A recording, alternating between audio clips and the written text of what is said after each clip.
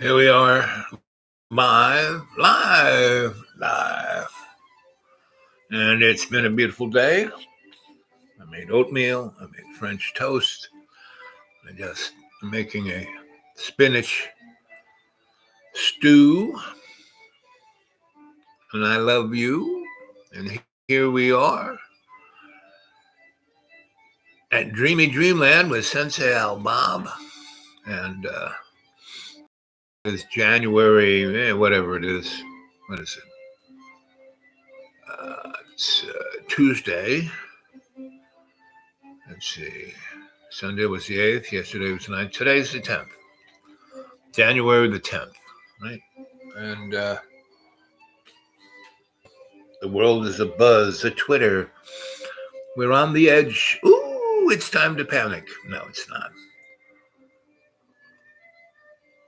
It's time to, wake up. And don't be woke. Be awake. Because when you're woke, it's just like a bear coming out of hibernation, right? Awake is when you're kind of conscious, you're aware, you're taking it all in, you're not grumpy, you're like, and you're seeing, So I think it was Ron Emanuel said in the Obama administration, never let a catastrophe go neglected, in that you can use it to your own ends. It's a great opportunity. A catastrophe is a great opportunity.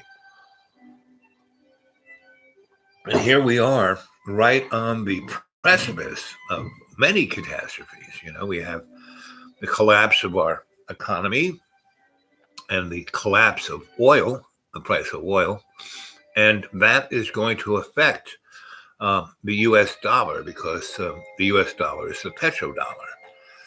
And it's going to get to a place where the bonds, and they already are, long-term bonds have less interest than short-term bonds. And there is no interest left in the banks. They've been all bailed out, quantitative easing. Hey, Lee Sky.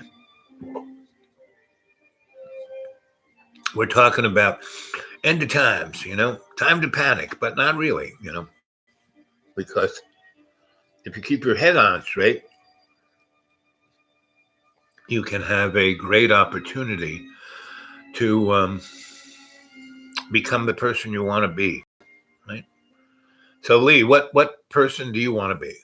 And then we put it through the lens of the pandemic and the economic collapse and war, meaning there's like 10 wars going on right now, and we are in the midst of all of them. We started most of them, the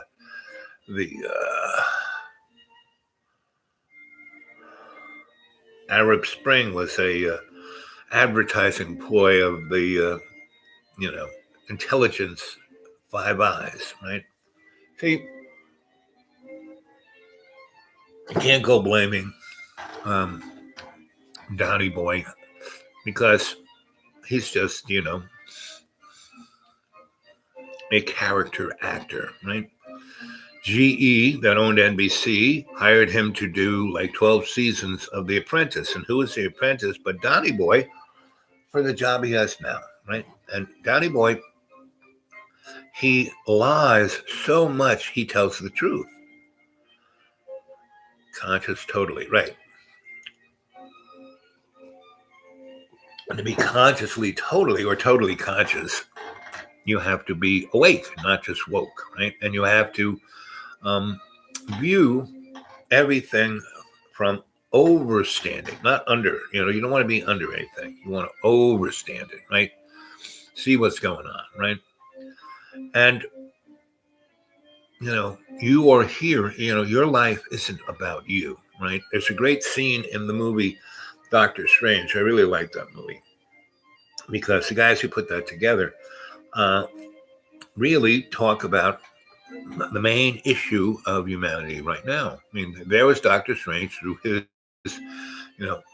exceptionalism. He's like this great surgeon, but he's a jerk. He's like cutting and slicing people's nerves. They're going to be any one little right, and that poor person under the knife is going to be paraplegic, right? But he always wins and sticks them back together, and they're thank you, and but he's in there they're playing rock and roll songs, and he's guessing, but he knows them all. I mean, so that's his ego, and that whole movie is about his ego. And when he's fighting the grand monster, you know, it's not until he gives up his ego and serves all his relations, meaning he's there fighting the monster. Now, he can't win, but he can hold the monster back. And he can hold the monster back. And he can hold the monster back. And the monster goes, how long are you going to do this? And he says, forever, moron. I can't beat you, but I can keep you from hurting the people down on my home planet. So why don't we make a deal? You leave us alone, and you leave the innocents alone, right? You want to go after other people like you, not a problem, but leave us alone. And that's when he became Dr. The true master that he is. And so that is, I was having a conversation with a person, and they, we're going on about,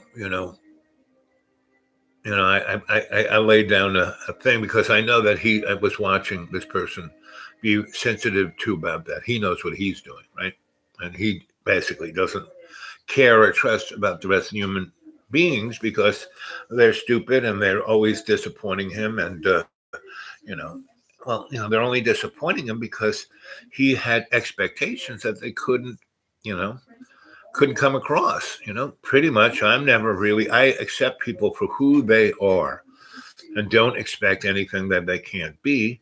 But I try to be a good example so they can step up to their highest place where they can ascend to their conscious free will, right? And that's kind of where we are. But you watch what's all around us, the media and the social dynamics of business. And they are sheerly illusions that are put down by the powers that shouldn't be, the high table, the hidden hand, And then the folks who are in our peripheral are politicians or doctors or institutions. They are just sock puppets and the usual suspects. They continually do the same, go to war, kill millions of people, where they don't have to do that. They do it simply for money, right? And another really great movie is Wonder Woman, right? Diana, the Nazis break into the island of Lesbos, where the girls are, and the girls kick their butt, and all the girls have were like spears and bows and swords, and the Nazis have machine guns, right, and airplanes, right, and metal ships, and the girls kick their ass. Yes, the girls lose a lot of people, but so our hero, along with Diana, go back, out into the world to stop this war. And she's got it in for Ares, the god of war. And that god of war is really the god of money, right? Ares, you go back to Babylon bankers, their Moloch was their god, and Ares was his demigod, right? And so that's where we're still at that point of, doing sacrifice to Moloch, through, like this whole little virus, this novel CV-19. It's manufactured. It's a biological weapon, right? It's not, like the flu, right? And pretty much all our viruses and bacteria are the genome of the world we live in. So our genome kind of reflects who we are, right? And so, but this one was manufactured to do specific things, right? And basically it's to put the fear in the human race to go along with the New World Order, right? And basically, this virus is going to infect everyone. I mean, the way it spreads, um, and that it has a long pause. You get infected, you don't get sick right away. Flu, you get infected 2 or 3 days later, you're sniffling, you're coughing, and then you get sick, right? And this, not so much, And you get infected, and then somewhere between 10 and 40 days is when you represent. But by that time, within 2 days of being infected, you are a petri dish of infection. You can spread it all around, and unless you're testing, and that's what South Korea is really doing. It really doubled down. It figured out a good test process. They got it where people drive in, where the supermarket is, where the gas station is. You drive in, and there's a place over there where the guys are, and they're wearing their spacesuits, and you drive up to them, right? They give you a hand sanitizer and a mask, right?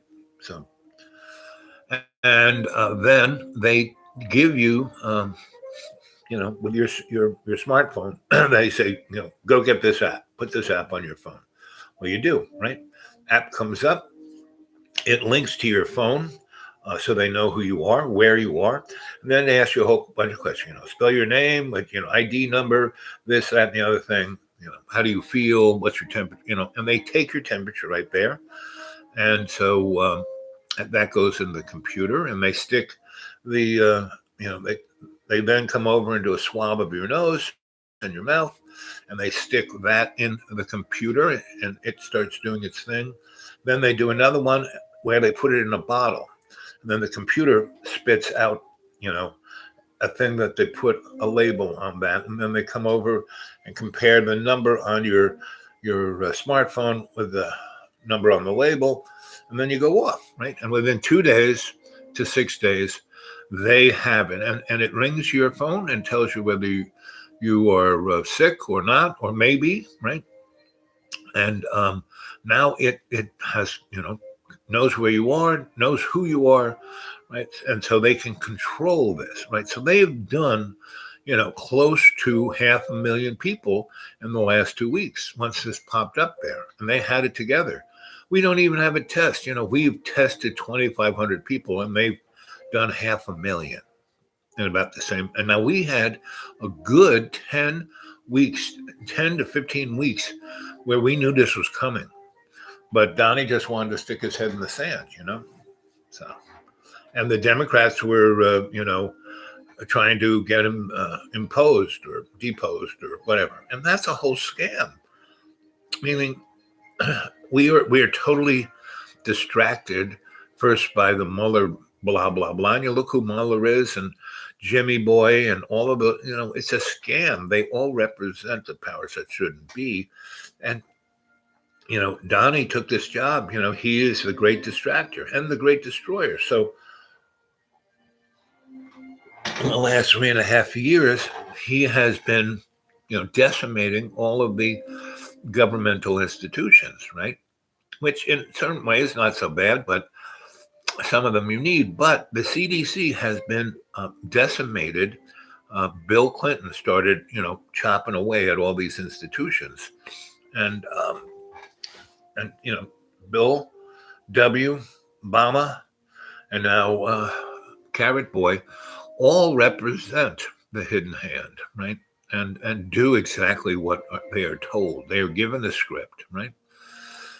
And that's what Carrot Boy is doing. So that's where we are right now, right?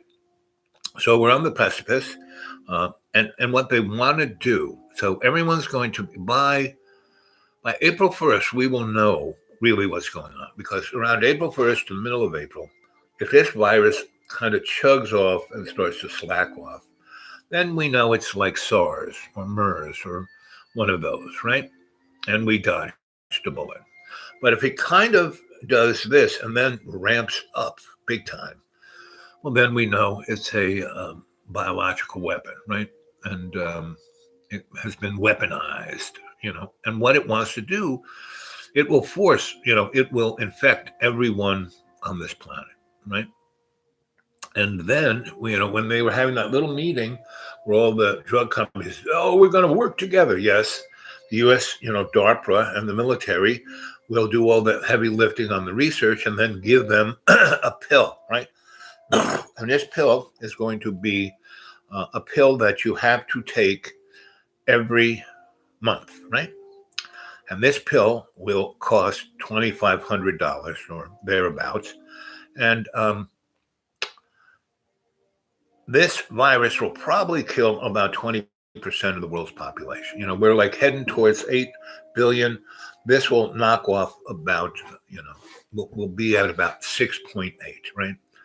And every year after that, it will knock off somewhere between 6 and 20% of the world's population, right? So it'll, in 10 years, until, 2036, we will get down to a population of like 1.5 billion, right? And that's very handy for the New World Order. That's something they can handle. When the population is getting past 7 billion, that's too many for them, especially that people are becoming woke, like the bear coming out of, because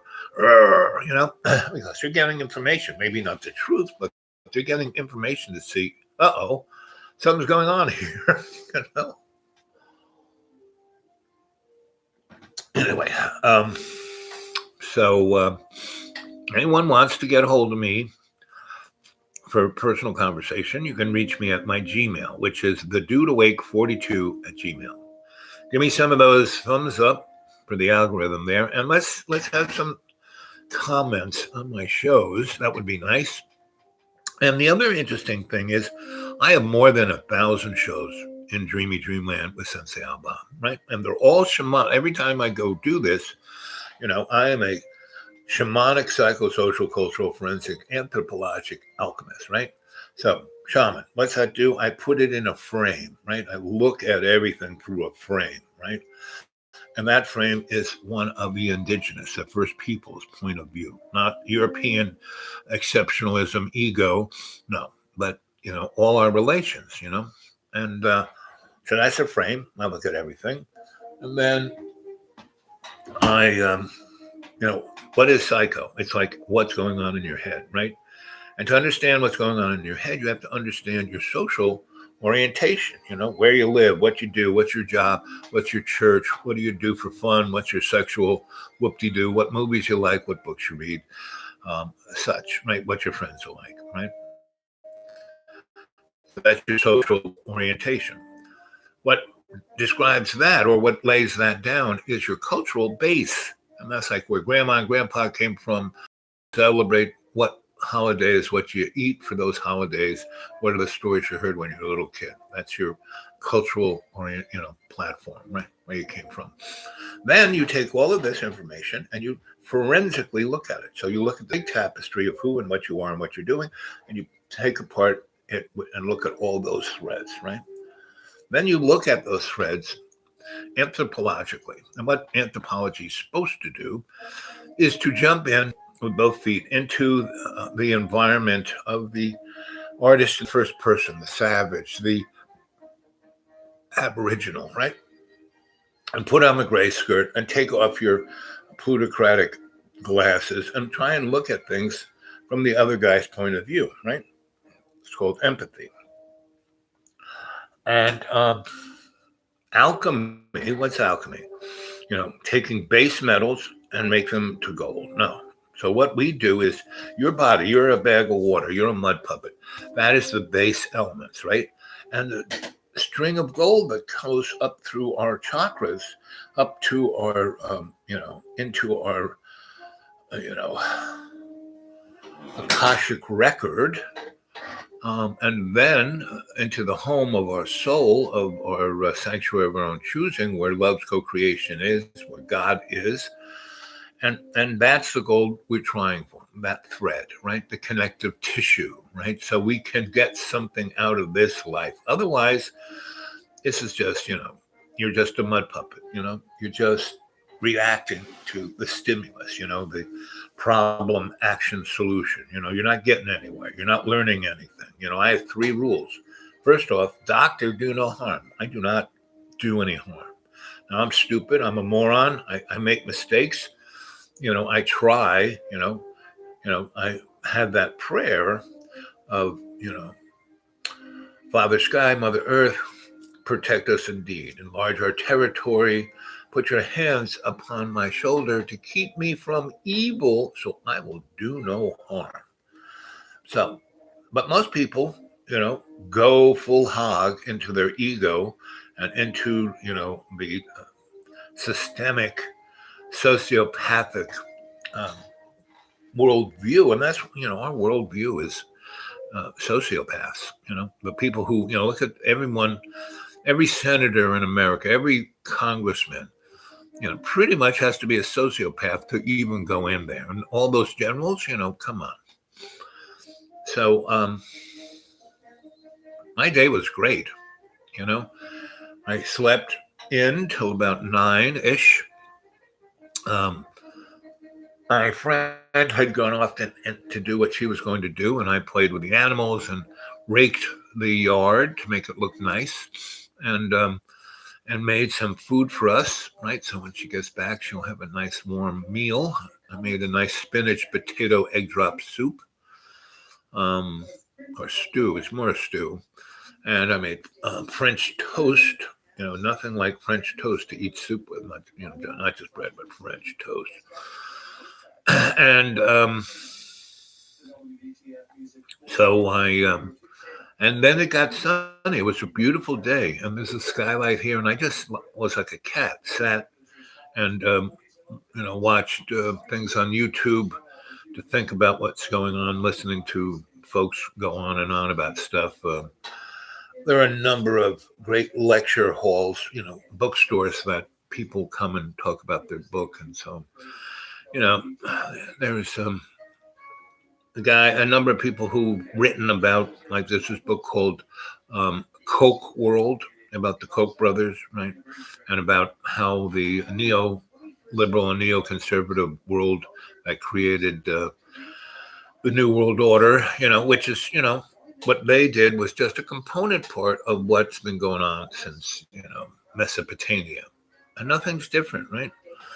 And so I did a lot of reading here and there and wrote some stuff. And then I sat outside in the sun, and the animals came by and slept with me at my feet. And then I had some of that egg drop soup with French toast. And so, yes, I had a very nice day, right? And now I'm talking to you guys, right? So here it is, 23 minutes, and it's 5:43, and hello, and welcome to Dreamy Dreamland with Sensei Al-Bob. I am your sensei, right? I am a griot. I tell you stories. Don't believe a word I say. These stories are just to kind of excite you, trying to, it's kind of like Grimm's fairy tales, right? So you're not just woke, you're awake, right? You're like Buddha. Really strong coffee with chocolate and sour cream. Ooh, yeah. And in Ireland, they used to have clotted cream. And sour cream, when you throw it in something hot, kind of represents like clotted cream. Not as sweet, but still pretty yummy. So yes, my day has been, all right. Can't complain. Yeah.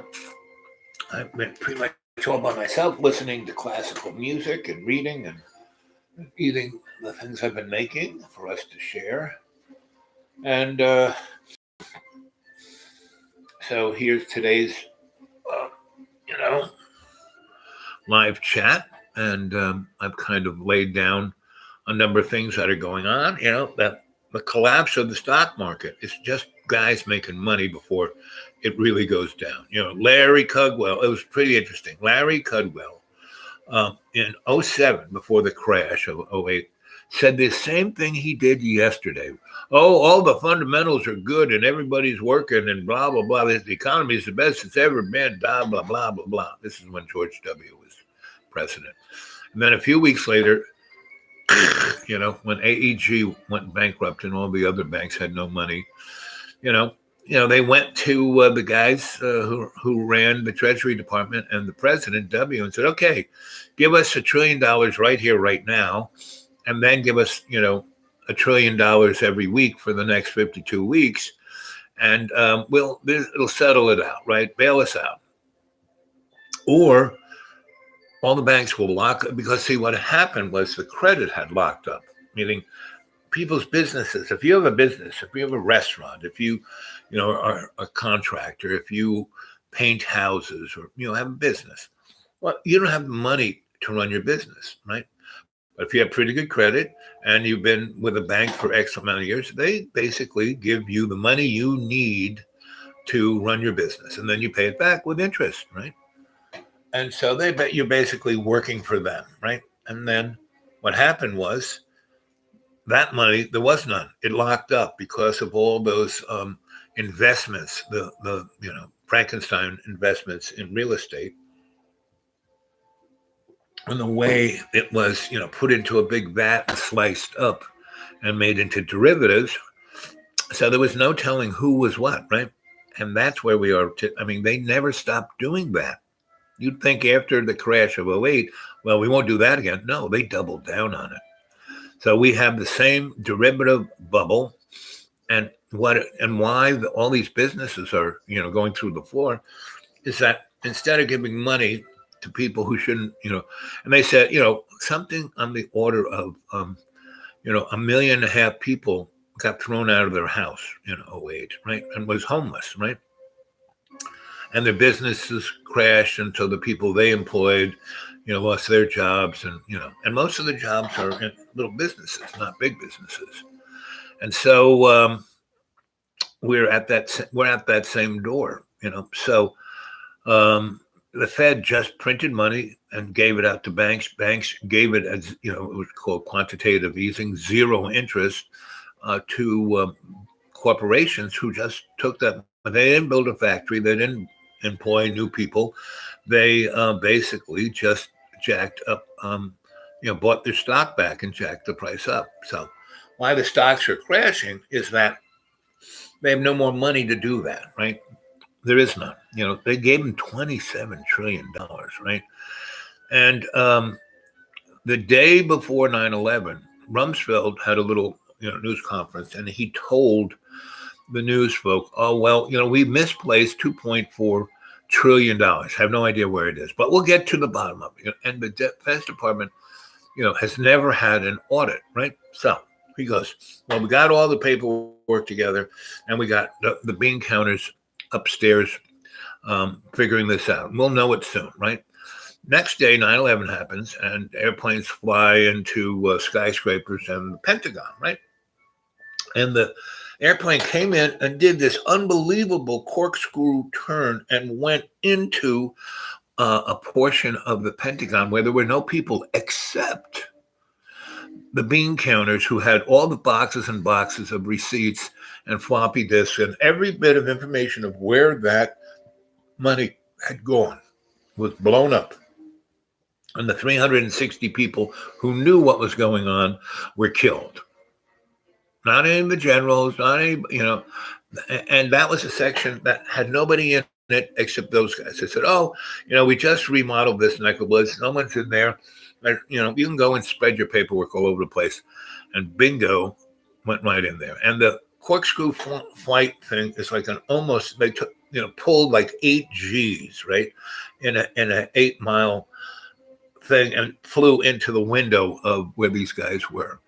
And pretty much every pilot and my dad was in the Air Force. He died in 2009, and he got the big send-off, big guns and jets flying over, and all the guys with, generals, his buddies, he got to, and we have a section over there in this military, where I'll be allegedly buried. And, we're surrounded by all these luminaries, And it's like going to a gated community. It is, So my parents are buried there, and oh, four of the CIA heads, W's CIA, not W, H's head, you know, moron boy of you know, Ronald Reagan and a few others, are buried all around, and other generals, Air Force generals. So when I put my dad in the ground, we had a lunch. They have a very nice place there where you have a lunch, right? You put everything and everyone, says something, then they have a lunch, right? So there's my family, my brothers and sisters and my cousins and friends of the family, and all these military guys who knew my parents really well, but not my. I was the only one when they would visit our house. I was the only one interested in those guys, because they would tell me stories about, spaceships and aliens and things to come, right? And so, and war stories from about my dad. What kind of military guy he was a bird colonel, and he didn't fly. These guys flew airplanes. That's why they were generals. But he was a colonel, bird colonel, because he was a great organizer. He was a great football player. He was a team player, and he would organize wings. So, he went in there in the 30s when they didn't have an Air Force. And then we got into World War II, and they had to ramp up the Air Force. And my dad was one of those guys who did that. But on the ground, getting the team together. And so he never flew in an airplane, but he was right where the planes landed. And so he would send off 1,000 airplanes and 3 would come back, And then he saw, when they bombed Dresden, he saw the he knew what Dresden was. They had taken pictures of it from the air. They realized it had no military value. And it was just, 500,000 artisans, people who made toys, right? And then General LeMay burnt, it and killed in one night 140,000 people, and then, injured another 200,000, and over, less than half a year, half of those people died, and the other half wish they had died. They were burnt so badly. And he did that so he could basically tell the Japanese and the Russians, hey, if you screw with us, this is what's going to happen to you, because they had the B-29 that could fly, between 30 and 40,000 feet up in the air, higher than, artillery could reach and higher than any fighter plane could get at. So they were, couldn't touch them. And they had radar bomb sites and a computer. So they were flying and they could see the ground, and it fed that information into the computer, and it figured out, when to drop that bomb. And so, that was a true death machine. And then they made the B-50, which was the B-29, but a little more spanky. And then they had, the B-36, which was a gigantic airplane, and the first jet bomber. So anyway, my dad was part of all that. So he was part of World War II, and then he was part of SAC. And so he had some real issues of PTSD because he saw all of this crazy shit. He was part of it. He was causing it, right? And, and he basically, that's why he kind of, he had hypoglycemia. So if he didn't eat protein, he could get really, and he was Italian. So he would have these rages. And that was his form of, because he didn't drink and he didn't do drugs and he didn't do any of that stuff. And whereas my mom definitely self-medicated. She smoked two cartons of cigarettes a week and drank a fifth of, she loved Manhattans. So all the liquor that went into that, she would drink a fifth of each of that. But she had this amazing will. And when she stopped, she just stopped. She stopped smoking. When she realized my brother was stealing her cigarettes, she just stopped smoking, stopped, without any real, like people, I can't stop smoking. My mom she had the will of God. Same with alcohol. She loved to drink, stopped it, right? Anyway, so, yep, we live planet is a Garden of Eden, right? And we live in a planet of abundance, not scarcity. But the way that the hidden hand manipulates us is by saying, bases there, and that's, if you go read David Icke, he has a really good book called Babylon Bankers, and he describes the banking motif of scarcity very well. And there are a lot of other, there's another good book called Dark Money, which is again talks about that. And if you really want to understand money and resources, go read Elizabeth. What's her name? She's an economist. Austin Fitts, right? And she had worked in the, Reagan administration, and she was right up there. She was there when they were doing the derivative thing. She worked for HUD, so she was in charge. Was one of the people in charge of Fannie Mae and saw what was going on and what they were doing and what it would end up to do and how to fix it. And so she has a newsletter called Solaris. So you probably would go to Solaris.com or Google with Austin Fitts, and there's another guy named Maxwell, Jordan Maxwell, and he has the economic motif of from about the Roman Empire to today, and he's really good on all the nomenclature and all the legal stuff, and he'll give you the 411, and they all are interconnected, in this hidden hand, high table powers that shouldn't be, crazy world that we're going through. And since, if you were to read, what's his name? The guy, he wrote a book called 2012, Whitley Strieber. Whitley Strieber was well known for writing one of the first well-known books about abduction, aliens coming and getting you. So any of you guys, any of you five experienced a abduction? And what's happened to me is like, they never knocked me out. It was like right there. And I saw, like, hey, Al, how you doing? They like shook my hand and, let's go for a ride. Kind of like Billy, what's his name, in California. And, but I've had a number of paranormal experiences where I got knocked out, I'm in London, England. Yeah, just like Sky TV. So there are a lot of paranormal things going on there, a lot of crop circles and a lot of lights in the sky and a lot of sacred sites. England has a lot of very interesting things. And London is a great city. I lived near Paddington Station, right? And I lived in a single room a single room apartment, right? And I was there with my first wife, and we were there kind of like, we met. She had issues. I helped her deal with those issues. And then we traveled a bit around America. And then I said, I'm a traveling guy. Let's go to Europe.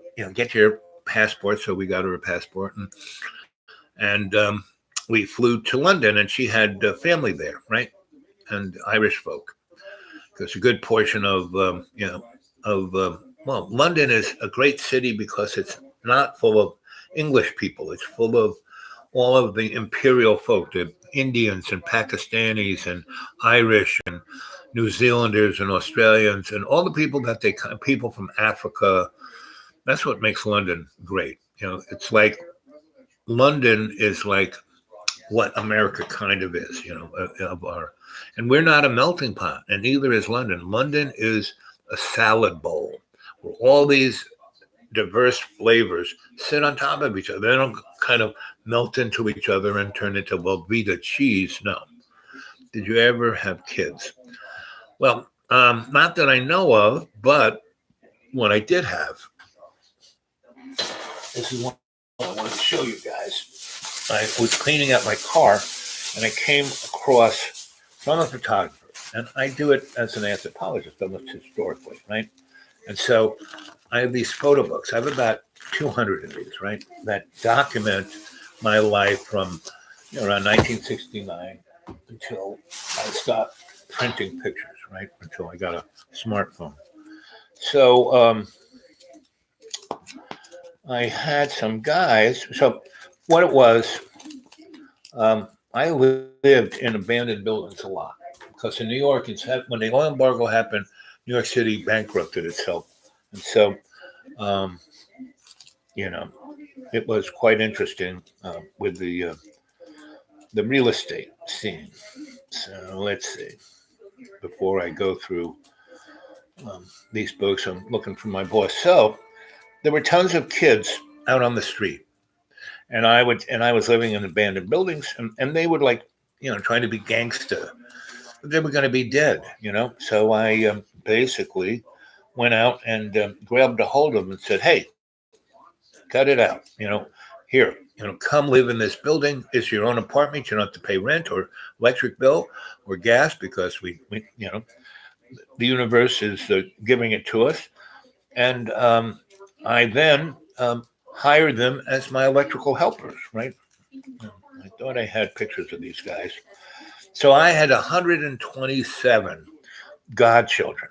That these are boys and girls that were between the ages of 16 and 20, where I grabbed them, and then we went from there.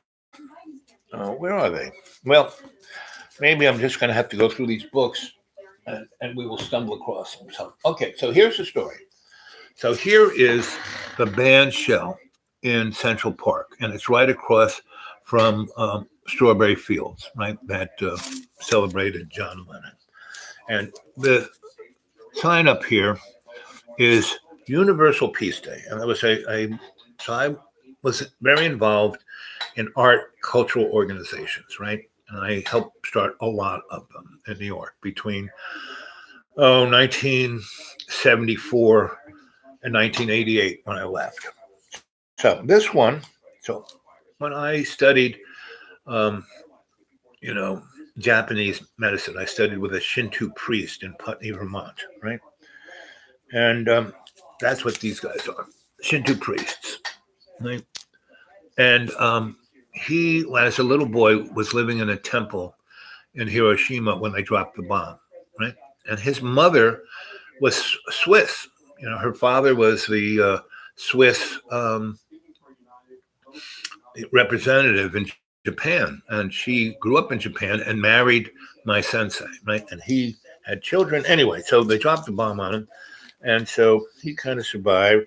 So he was a polyglot. He spoke French and German and English and Greek and Italian and Spanish and English and you name it, he spoke it. And so he came to America to bring his teachings, and he, had a process that I picked up, and I call it DPL, deep psychic loving, right? And he had this mixture of, energy work, acupuncture work, herbalist work, medicine. He was a doctor, and so anyway, so this is, and so this is where we would have every, not celebrated, but on the day in August when they dropped the bomb on Hiroshima, we would have this event. And we did 6 of these. And we started a thing called, what was it called? A woman named, so there's my buddy, David Boyle, right? And we were like the Blues Brothers. And so he was like the guy in the spotlight. He was the guy who was the organizer. And I was the guy who made it happen. When, I was a master electrician. So we took over abandoned buildings and put legal, instead of stealing them, I would put legal electricity in, and these people would have apartments. And then when the marshal came to throw them out, they had a utility bill saying they lived there, so they couldn't legally throw them out, right? So this girl, she was and there's me, There's me at about 35. And she was a administrator of New York Arts Council, right? And we were good buddies. And there's Jerry. Jerry was Donna's second cousin, and he was about 15 when we came to London. And when we got married, he was my best man. So when he was about 22, like 6 years later, he came to New York and he stayed with me for a whole year. He was my electrical apprentice, and so by living in New York like that, by being around us, by living in abandoned buildings, we had zombie nightclubs. I did all kinds of amazing things. Oh, right. The organization that put this on was called Art for the People, right? One of the art organizations. And so this young lady, she was a artist, so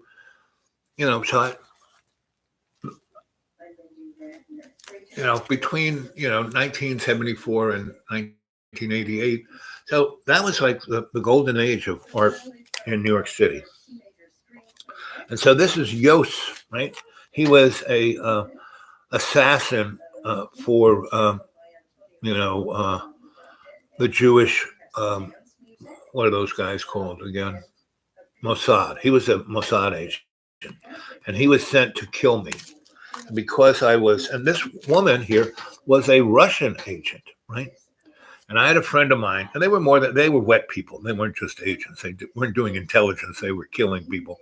And I had a friend of mine who had a bar for mercenaries, right? Frank, because he always wanted to be a mercenary, but he was a nice Jewish boy from Brooklyn. So, he just kind of got into that world, but he didn't kill anybody. But he had a bar that they could go to and they could relax. So this is at that bar.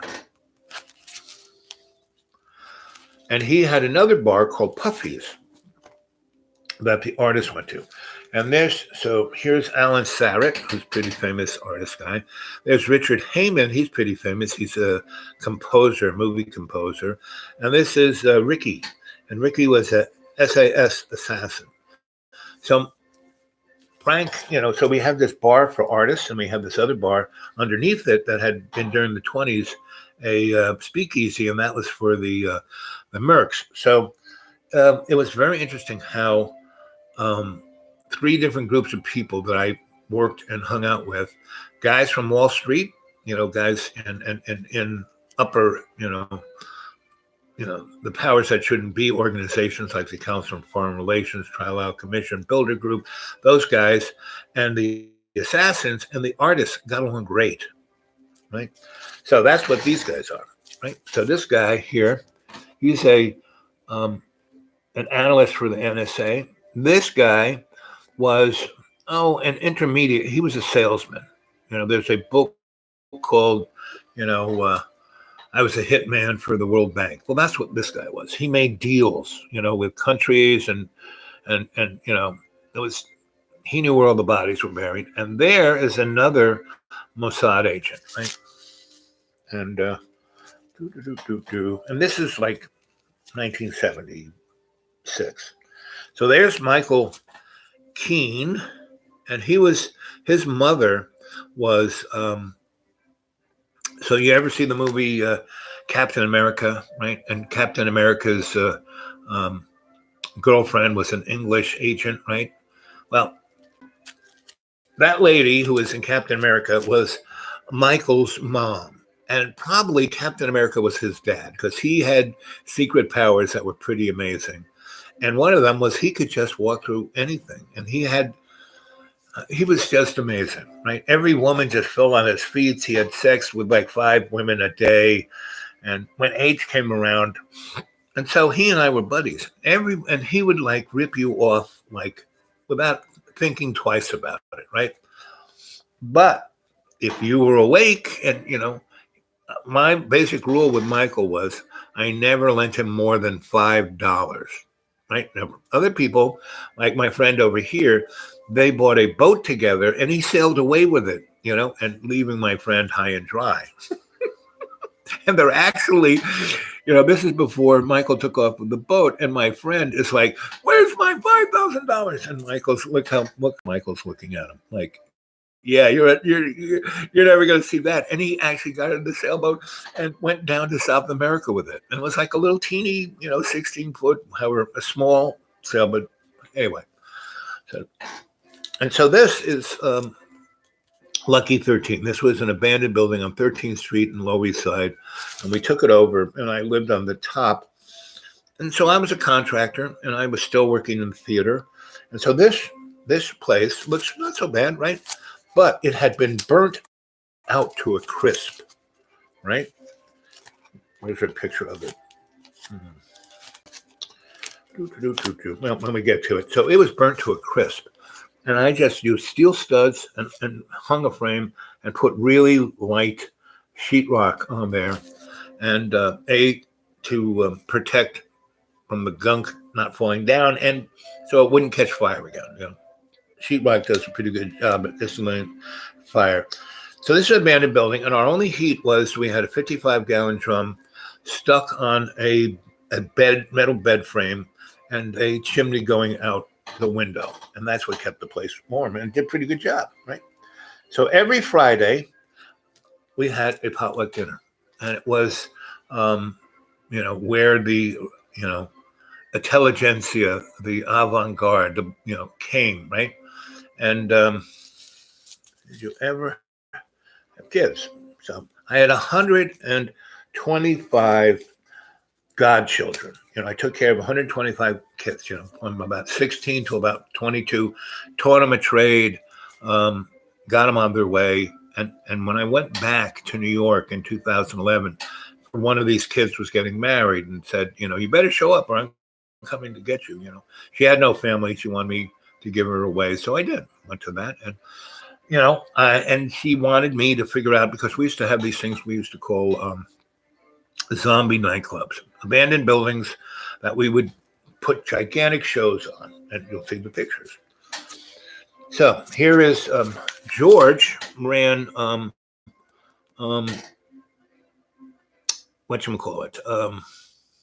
Theater for the New City, right? So he was a real fixture of avant-garde theater. He's part, friends of the Living Theater, Judith Molina, and so I was his electrician. He had basically a factory building that turned into 3 theaters, right?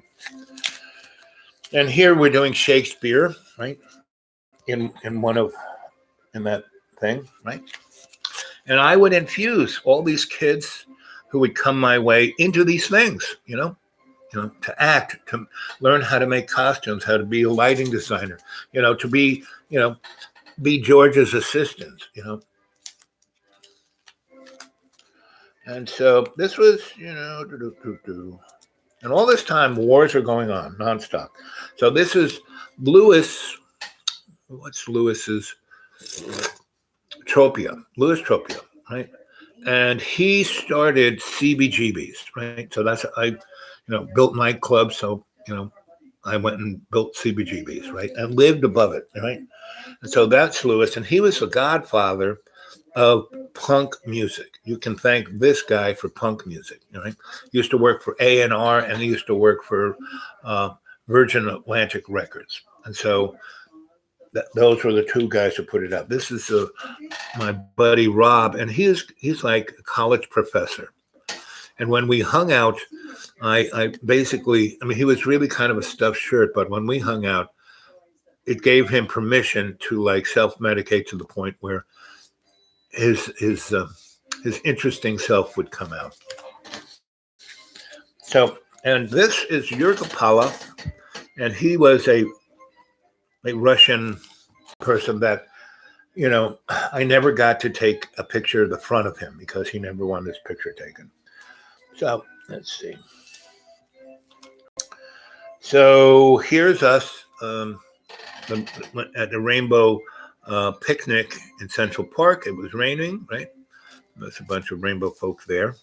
And again, so here is an art gallery. I had a couple of art galleries, No Say No, and this is called The Sixth Sense. So I had the money Lewis kind of had the contacts with, we both had contacts. He and I put the money in the contacts, and Yuri kind of was, this was his space, right? It was on 6th Street next to the Hells Angels, right? And so this woman, she is a very interesting woman. I forget her name, but she died of cancer from AIDS, right? And this is one of our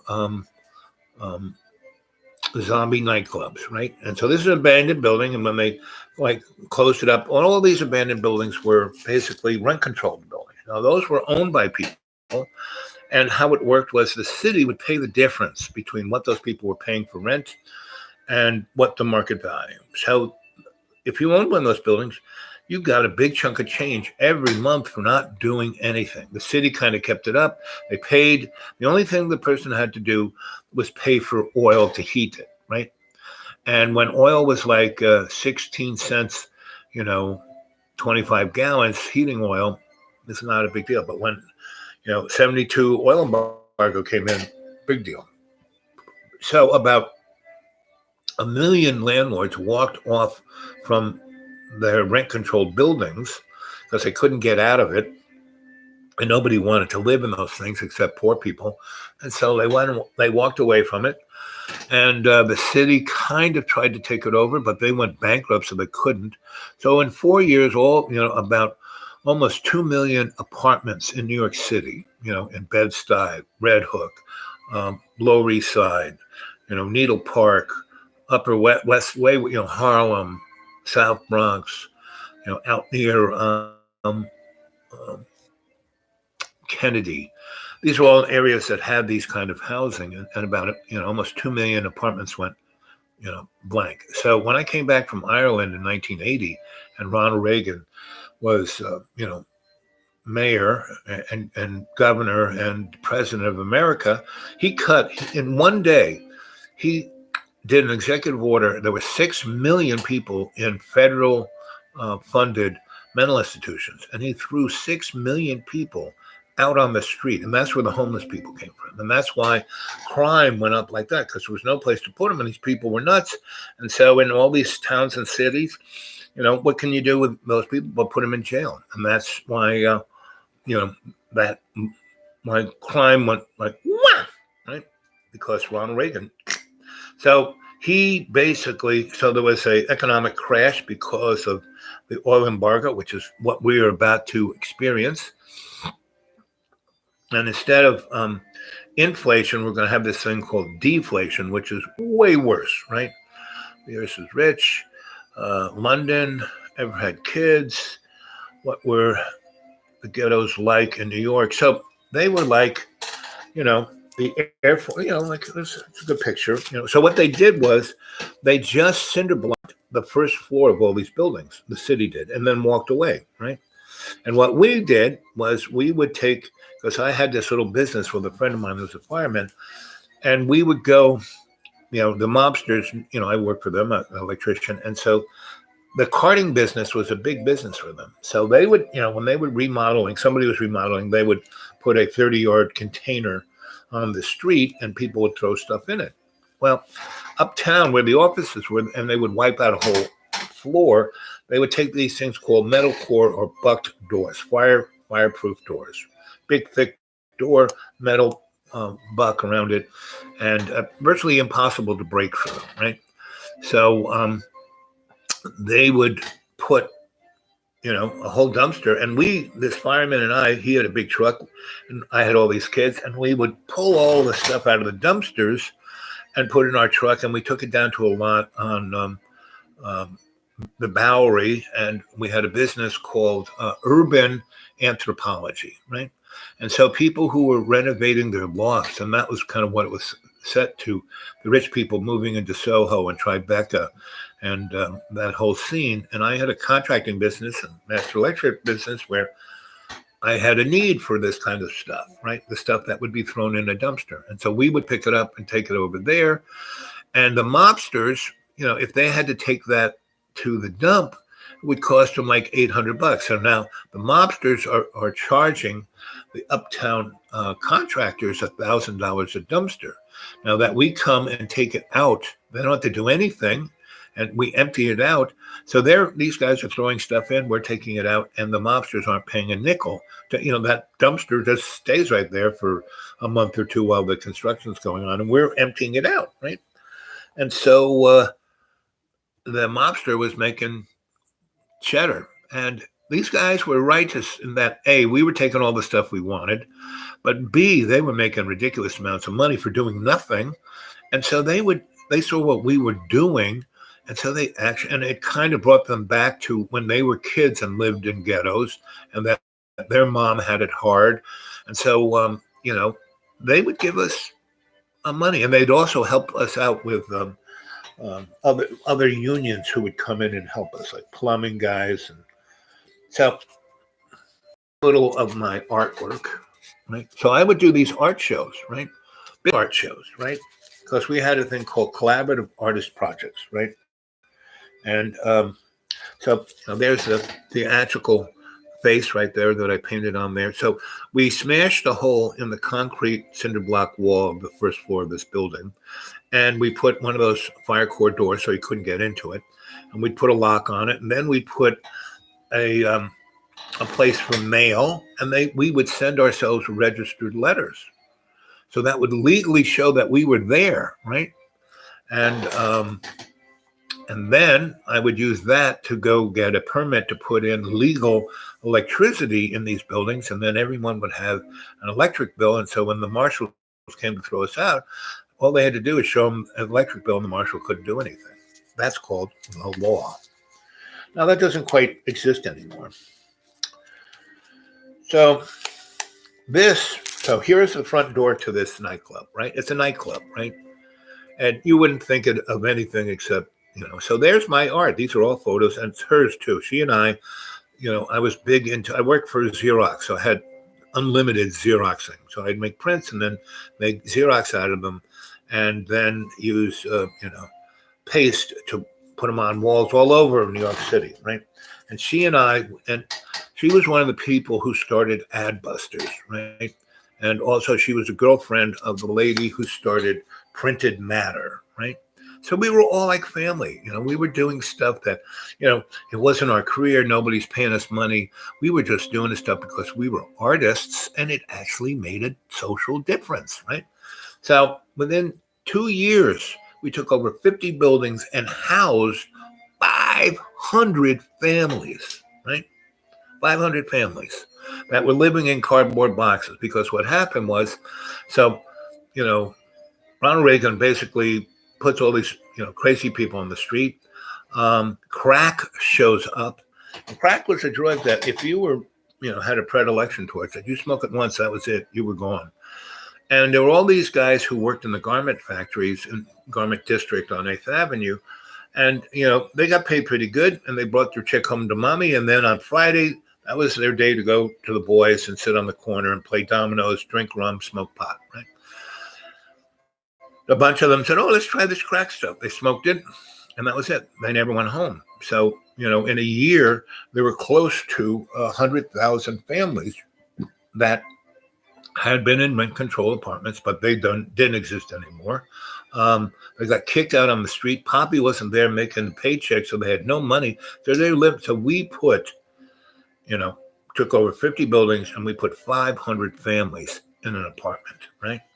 And there was no, these were neighborhoods where it looked like the 3rd Air Force flew over. And so there was no soup, because these areas were redlined. So the banks took the money out. The businesses couldn't run anymore. So there were no bodegas, no supermarkets, no nothing. So we had to grow our own food. We had our own schools. I mean, there was a PS1 started that way. We had a community out in that neck of the woods, and we took over PS1 as one of our cultural buildings. And now, if you Google PS1, it's a real famous art scene that's has $1 million of renovation, and it's now the rich people go to PS1, right? And the same with BAM, Brooklyn Academy of Music. That was another building we kind of took over, right? So this is inside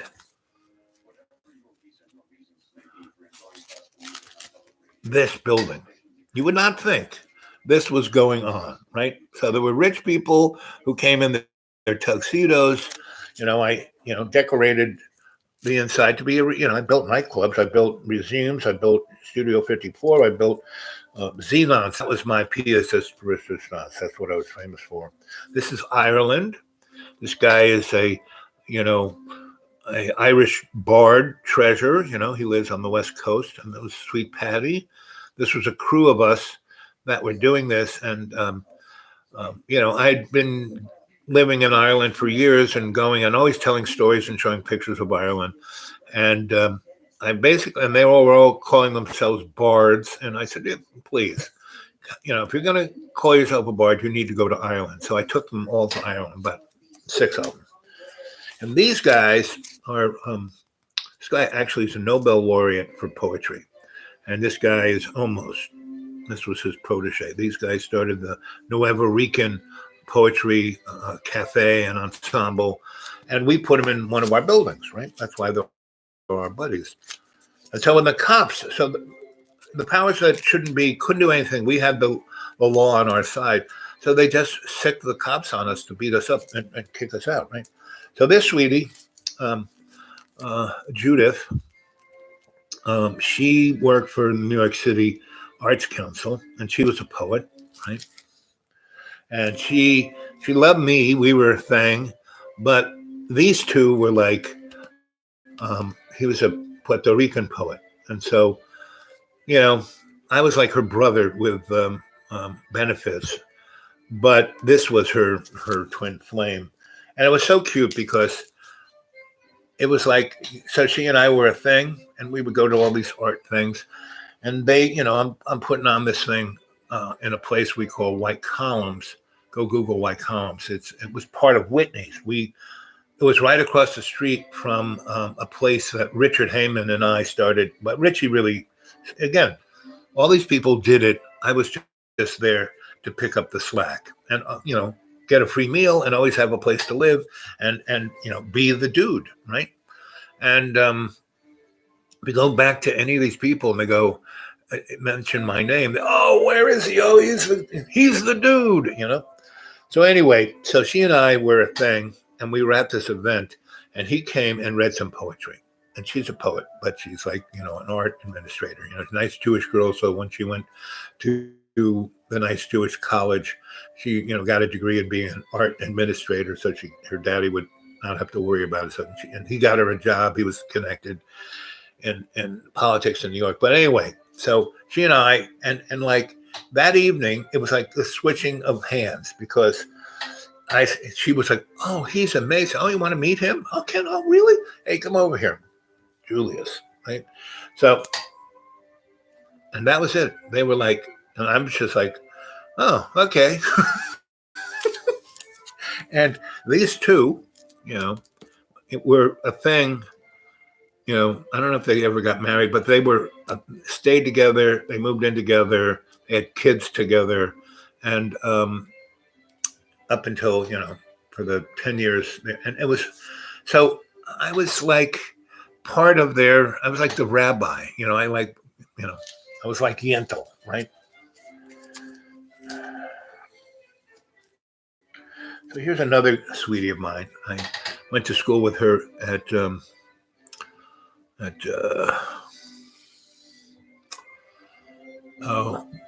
theater school in New York in Lincoln Center. What's it called? But she was a ballerina, right? And that was Beth B, right? And again, so she and I, for years, were a thing. And I would travel someplace, she would do something, and then she'd get a boyfriend. I'd come back, and it was like, we were always extremely tight. And then she, drop him, and I was always, if I was there, hey, she'd, we'd ease right in, right? So Beth, she meets a guy, her twin flame. Again, it was an event that her and I were there, and we were, for years we were a thing, right? And she met this guy, and I could just see the thing, and it's like, okay. And it's again Yentl. And they started a thing called The Kitchen, Beth B. So go Google The Kitchen, Beth B, right? And so these guys, so this is Michael Curtin, right? And he and I were the two guys who were the youngest to ever have a master electrician's license in New York. And we were cut from the same mold, meaning we both, I worked for the Stalls, he worked for his father. He started getting his W-2 form when he was like 9, as I did. I got my license at 32. He got his at 27. He was actually the youngest guy after 1945 to have a master electrician's license. So we were the definitely young Turks, and he was doing banks and he worked for Otis, and he did stuff like that. And I was doing nightclubs and restaurants and kind of cool stuff and theaters. And when I went to, and I had worked for a company called George and George, which are the biggest architect companies for theaters, and they do theaters like when Cirque du Soleil, they built their theaters, so they have all their masters at all these hydraulic things, and Lincoln Center, they for all the operas and stuff like that. And I used to be their electrician, but I was not. See, so this guy, he never left me. I would work real hard, make a chunk of change, and then go someplace for a year. This guy never left New York. And if you're going to have a business, that's kind of what you have to do, right? So I turned him my whole client book of people who needed somebody who was going to stay there, right? And then I kind of said, okay, I have my business, and here are all the people who work for me.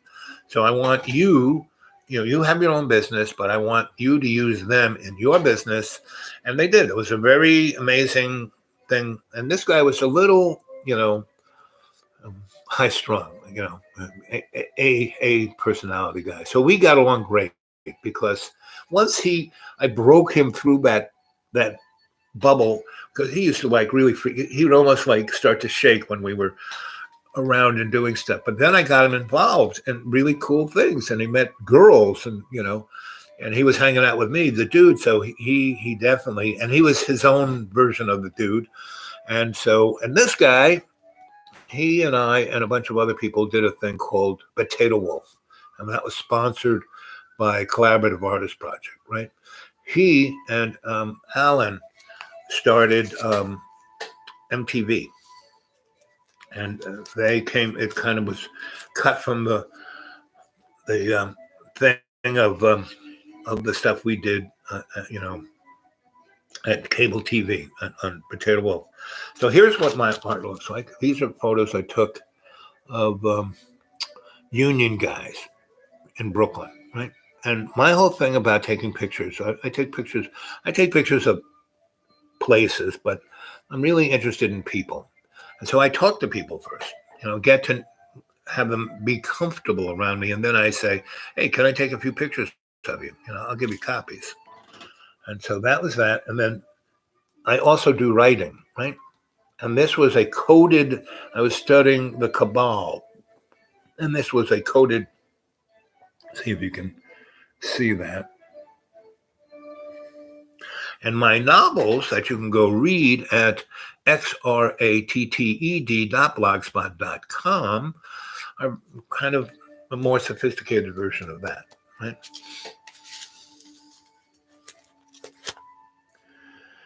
And so there's Alan, right? And these two guys went on. They were artists. We were all artists, and they went on to. All the guys who did, collaborative arts projects and Potato Wolf, they either went on into media, or they went on into, became pretty famous in fine arts, right? And this is a bunch of the folks who are part of the Living Theater and Theater for the New City and Manhattan Theater Company, right? And they were also guys who were in TV shows. These are all actors. And like George appeared in Law and Order more than any single actor did. He played all, lawyers and police and people who got killed and the guy who killed them, because they pay him pretty good. and he would just have to work a few days and get a chunk of change. So here's the Living Theater. There's Judith Malina, right? And here's and this was, I forgot which show that was. So here is, I did this piece, right? This I did in 1976, right? I was living across the street from the South Street Seaport on Water Street, FDR Drive above our heads. And there was a kind of an abandoned, factory-ish kind of thing on Water Street. It was, dealt with, it wasn't a fish place, but it dealt with, back in the day, like a warehouse, taking stuff off the boat and putting it in there and then shipping it out someplace else. Anyway, I did this. I did a lot of this. Captain Louis was heir to the Sony thing, and he invented like the Walkman, right? He was the errant son of, he only spoke Japanese, but he had lived in America for like 20 years. And he had a building down off of Duane Park, downtown in Tribeca, way before it was known as Tribeca, when it was still kind of a working neighborhood. And he was there because about 3 blocks was Radio Row, all this amazing radio technology from like the 1890s up until the end of the Vietnam Wars. I mean, if you wanted to get yourself a Nike Zeus missile radar, it was there. And so he would go there, and that's how I met him. I was like, going through, because they had big old warehouses with, funky old shelves, made from packing things and all this crazy electronics in it. And so Captain Louis was there. So I was his buddy, and we were almost psychic. I learned enough Japanese from him to like hand me that or how you doing. But the deeper thoughts, we were like psychic, right? Of course, we were doing mushrooms. This guy, he would make mushrooms. He was like the old crone, and we were drinking the third pot all the time, right? So I did this thing, and I had about 40 TVs all over the place, and he had all of these Sony reel-to-reel video recorders and playbacks, and so I was doing montages with video, and I had TV sets all over the place, and there was no digital anything. Everything was analog. I edited with a razor blade on the tape, and so the images would flash around by me timing things, with blank tape or the image, and that's what this was. And if you can read that, right there, it says, no world order. And that was like, and so this guy was, there was a guy called, he was from, he was a friend of my friend, Wavy Gravy. And his name was, he was the announcer at the Fillmore East. And then he got involved in disco nightclubs and as like manager, right? And what was his name? I'm thinking Munchkin or Squirrel. It was some kind of little animal. His nickname was, I can't think of it. Okay, here we go. Here are the boys. So here are 2 guys that they were both going. I mean, I didn't meet them at the same time. He's a little older and he's a little younger.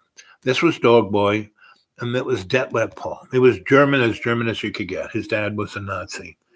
And he was, he had that little Nazi-ness in him, but only because he grew up in it, right? And he was about to go whack some people because of his Nazi beliefs. And I saw him like he was like going like a stormtrooper. I said, yo, where are you going? And he goes, I broke his train of thought. And he goes, and I said, you have any money in your pocket? Because I saw he had a gun in his pocket. And he goes, he takes the gun out and hands it to me so he can look in his pocket. And I take the gun apart and stick the parts in my pocket. And he goes, no. I said, I need a helper today. You want to make some money? He goes, yeah, I need some money. So we went over and he was, he's German. He had that German mind. So he's pretty good at mechanical kind of things. And he had done no electric stuff at all. And we did it. We worked 8 straight hours. And he didn't want to smoke a cigarette. He didn't want to take a break. He was like, wow, this is cool. Wow, this is cool. Wow, this is cool. And so, we worked 8 hours. We got a lot done, a lot more done than if he wasn't there. And I say, so you got a place to stay? And he goes, no, I don't. I don't have any. I said, where you been sleeping? Oh, out on the street. I said, well, come on. And in Little Italy, Mike Finelli had a building, and I was like redoing a number of these apartments for the grandmas. And Mike Finelli his empire was built on tablecloths, napkins. And in New York, they used to have these amazing, like baguettes, but they were little rolls, right? And Hotel Bar Butter made this sweet curd butter, like Irish butter, in little patties. And at all the restaurants, you would get tablecloths, napkins, this bread, an oven that you put the bread in that would cook at that last stage to make it really crisp. And you'd put a basket of these rolls on there with a little cup of these individually wrapped butters, and you crack it and you stick the butter, a pat on each thing, and eat it. It was like going to heaven.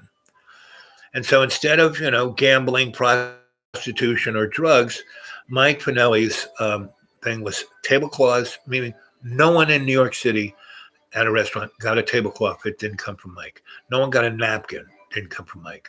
No one got those rolls or that butter unless it came. And he also had tables and chairs and other, restaurant supplies, but no one got a tablecloth and it was like a beautiful tablecloth, so that was his empire. And because of that, he was in the nexus so he was a godfather, a mobster, but he didn't have to kill anyone. Now he had guys to do that, but he didn't get involved. And he was always the negotiator. And they'd come, and there was a place called Luna's, along Mott Street. And so there's 2 Little Italies. There's one on the east side, and then there's one on the west side near 6th Street. And he's got, go Google Finelli's Bar on Spring Street.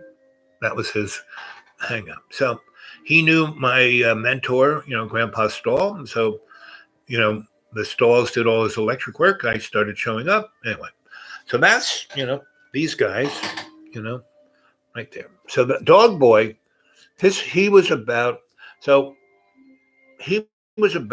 19 when I said, hey, where are you going? Now, this guy, he was, I actually had to tackle him to stop him from going to kill someone because he had blood. So he was German as you could get. He was Polish and Irish and bad. Anyway, so he was like a Rottweiler, and his father beat him. I mean, he just had the worst of worst luck, right? And so he was about 17 when I grabbed him. And again, so Detlef was with me, and I grabbed him.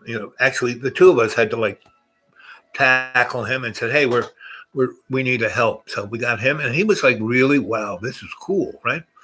And again, he had no place to live, so he came and lived in one of my buildings with us. And Donna, by that time I was married to Donna, so he didn't have a mother, and Donna needed to have a motherly outlet, so she treated him like her son, and it really worked. So when Donna and I finally got divorced about 5 years after that, he was still, now this guy, I got him into his own business. I mean, he was so good that he didn't have to keep working for me.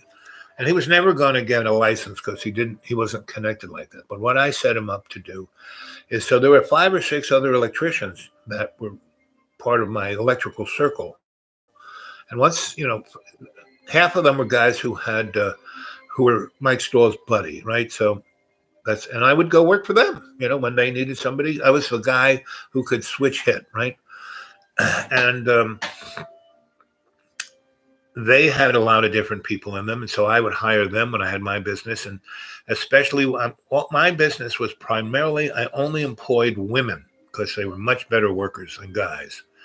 Did you ever have kids? What were the ghettos like? So the ghettos were like the Air Force blew them apart, but people lived in them and they were good people. So it was pretty amazing. Let's see. Small world. Yep. Let's see. Hey, Janie Pooh. Let's see. You have an exciting life, son. Say, yep, always. And that's why I want to keep doing stuff. And people, oh, I can't. I got this job at Walmart. So, really? So here is, this woman is Beth Lapidus, who's a real famous artist now. But she was a stand-up comedian there. And we were at Max's Kansas City, which was, you did not get in that place unless you were, part of the Rolling Stones or the Beatles. It was a nightclub for really famous people. Well, I was their electrician. I wired the place. The guy who owned it, I knew because he knew, 4 or 5 different restaurateurs and art connoisseurs. This was like, these guys had these businesses. That was like their main business. They were making money other ways. But anyway, Max's Kansas City was the place. So she was performing there. And there is Detlef Paul at about 21. And he is surrounded by super rich, powerful people. And, this is like, and they're like treating him, oh, you're with Al, then you must be an artist. You must be. And I told them before we went, I said, just play along with these guys. Whatever they think you are, you tell them. So he is like having the best frigging time of his life. And, Beth is like making deals and, she's talking to rich and famous people. At first, they kind of hit it off, but once she got serious into her business, actually what's going on here, right next to him is a really gorgeous, like, model. And people are treating him like he's rich and famous because he's with me. And he's in there. And we're sitting at a table that was, in the back for the VIPs, you didn't get in there unless you were well known, but you didn't get to the VIP room unless you were really, really well known. And in the VIP lounge, people like David Bowie or the Stones or, really famous artists would play music there. Would just, for the fun of it, for their friends. They get and then some other rich and famous person would get up and play music. And the guy who ran the Fillmore East and West, he had a recording studio in this place and would record those guys. So anyway, there is Detlef at, he's 21 years old. He has been a basic gutter punk his whole friggin' life until I grabbed him at 19. And he's worked for me and been living in one of my abandoned buildings, at this point. And we're at this probably, again, Montana Palace. Go Google Montana Palace. And he's there in a place that he would have never got. And there's this really unbelievably like Sports Illustrated model sitting next to him with her hand on his thigh going towards his Johnson, right? And that's why I took this picture, because she's like totally engrossed in her business. And Detlef is like having the best night of his life, right? And that's what I like to do, because Beth was just a nice Jewish girl from like Nevada, out there in the Midwest, and she went to art school, and she ended up in a ghetto in one of our buildings, but she had an amazing sense of humor. So I took her down to the, comedy club that I, again, was wiring, and introduced her, and that's where she got her. So Beth Lapidus, go Google her, right?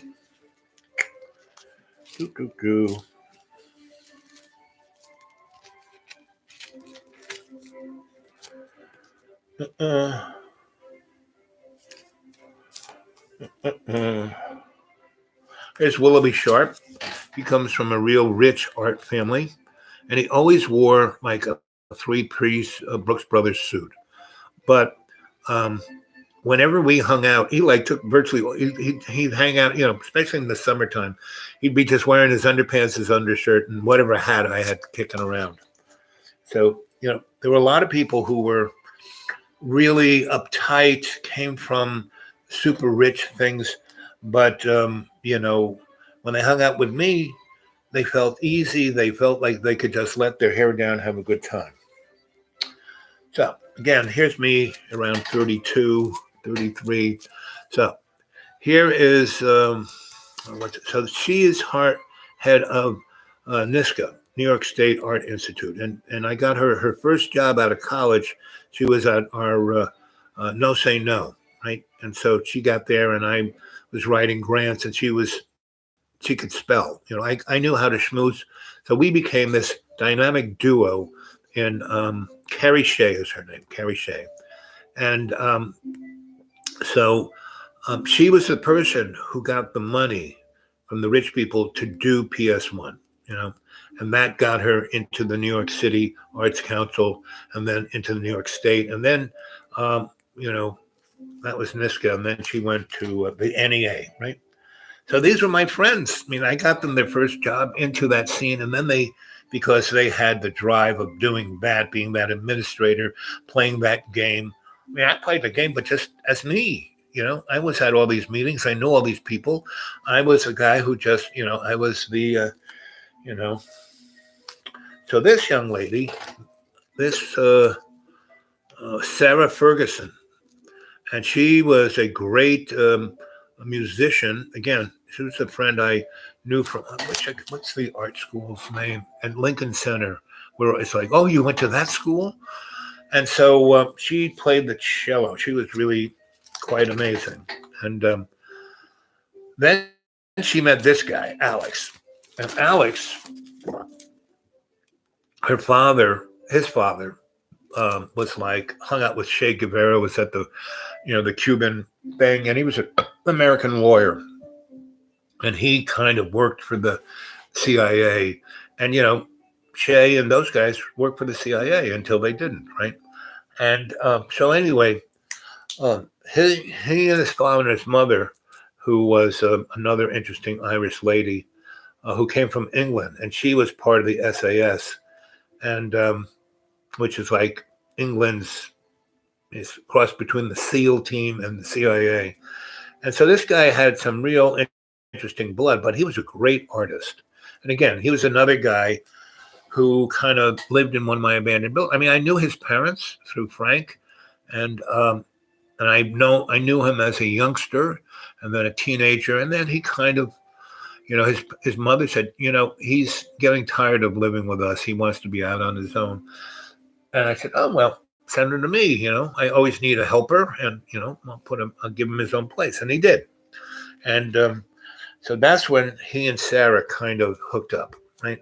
And what he did was he went with his mother to Nicaragua before Ronald Reagan, and he really became a Nicaraguan, and so he came back when Ronald Reagan was there, because the CIA down there started a war down there. All the MS-13, all the drugs, all of that stuff. That's the Iran-Contra thing. And so he had to boogie out of town, and he came back, and, I put him in a place so no one could find him. And but he got very involved in that period in the 80s when a lot of people from Nicaragua and El Salvador and Costa Rica, because these, CIA, drug money, weapons, and it was like international. I mean, it was not just there it was like international. Anyway, so he came back, and we took over a number of abandoned buildings and put folk who came from those places who had to get away from, the death squads, just like people today who have to get away. And meaning it has been going on since the 80s, right? So here's another one of our zombie nightclubs, and this was an old public school. This was a gymnasium, and again, I broke in, went down to the basement, put in a couple fuses, hit the switch, the lights would all come on, right? Because they just walked away from these places, I mean, some of them were, the roof was damaged, and that part of the building would get damaged, but the roof stayed pretty good. So here's me in the UN, right? This is a guy who's, what was his name? It'll pop into my mind.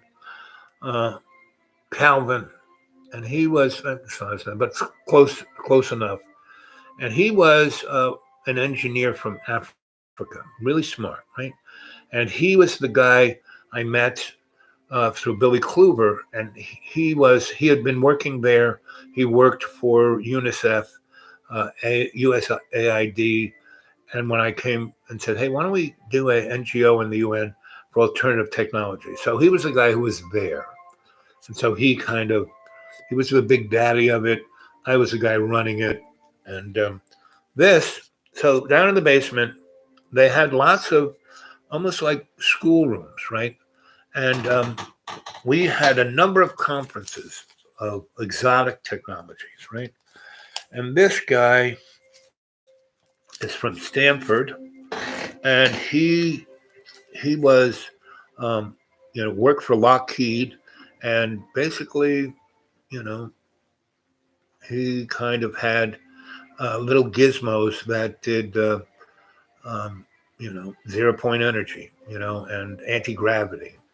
And he had his little demonstration models, and he would come to New York. How I met him was before Radio Row disappeared. I met him, picking through, because a lot of the radio stuff between the 1890s and World War I were not Hertzian; they were scalar. So they had tubes that were pretty amazing, right? So we had a number of conferences, and this guy was from Canada. He's pretty famous. Higgins, the Bose-Higgins. That's the guy right there. And here we are upstairs in the fancy, in the conference room of the UN, right? And this was my uniform. I mean, people all wore suits all the time. Me, this was how, and that was it. It's, and they got used to it. This is Al's uniform, right? So here it is. We're having a big thing. I was putting it on. I got all the people together. I was the keynote speaker, and I did get myself a sports jacket, and we're setting it up. And this was 1982, and we did a worldwide, the World Wide Web had just kind of come online. And because before then it was more or less a DARPA military tool, right? Connecting military facilities with universities. So after a nuclear war, people could still talk to each other. That's the internet. And World Wide Web made it more accessible to everybody else. But for a number of years, once they put that software in there, those guys from Stanford, nobody used it. So we were one of the first people to use the World Wide Web to do a worldwide conference, right? So we had 40 different places all around the world. We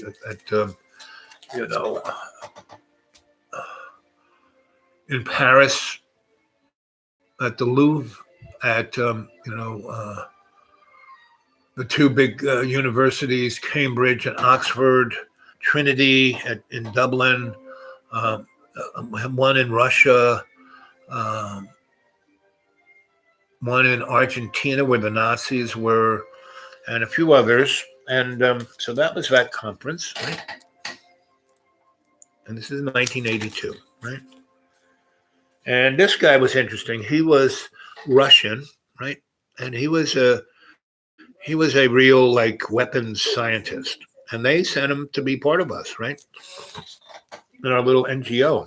And he was really cool because he was like Putin. He was definitely sly. He was definitely clever. But he hung us, he was part of our scene for a whole freaking year. And there were all these other, I took him, to Frank's nightclub for wet work guys, into, all these fancy restaurants and bars meeting, rich people and artists. And so he was, I remember one time we were tripping because he had gotten a big bottle of lysergic acid, made from back in the old country. And we were out on the beach. I had a house, in a place called oh, it was in eastern Long Island in the Great South Bay. What was it called? And it was right next to the Hamptons, but the road didn't. The Hamptons, you went on the rich people road. This was on the poor people road. And I bought 100 acres that were right on the Atlantic Ocean. And there was a little estuary between that and that. And when the low tide, you could walk through the estuary to be on the beach. And I made a bridge from my house onto that beach. So we had some great parties there, right? And so he loved to go there and, drop some acid and not have to go anywhere and not worry about anyone seeing him anywhere because, unless they were coming through my backyard, they were not getting on this beach, What was it called? I want to say New Milford, but that's in Connecticut. Oh, it was with M. It started, there was North M, East M, anyway. And I had a couple of houses there, and I had this 100 acres, right? And I was going to build rich people's houses. So this guy is from MIT. He's another guy. He was one of the leading edges of cold fusion, right? And this guy was really an interesting guy. He was part of the Rad Lab. He was English.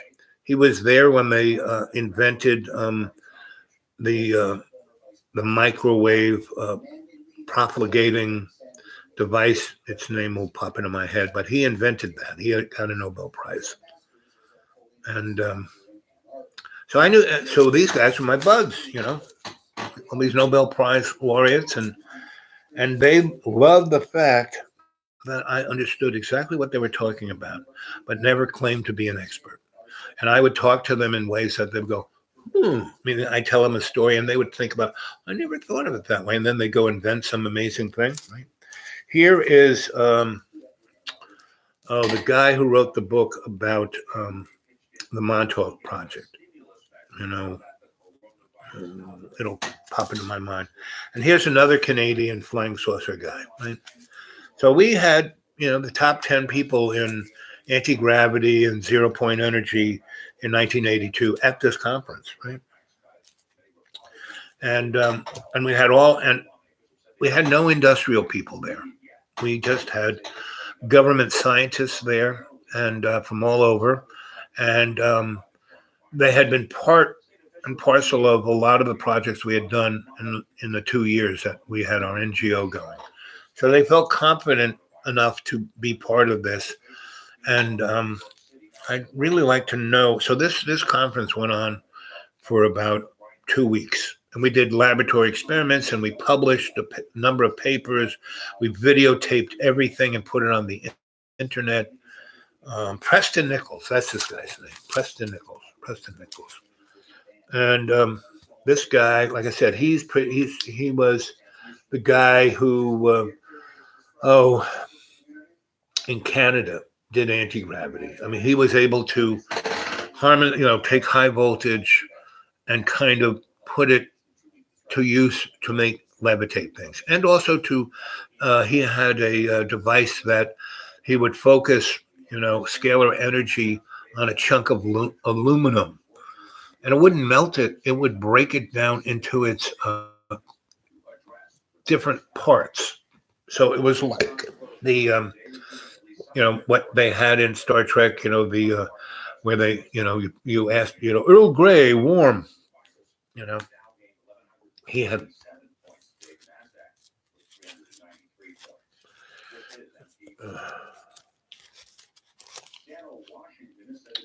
So there are about 5 women that were my good buddies at NYU.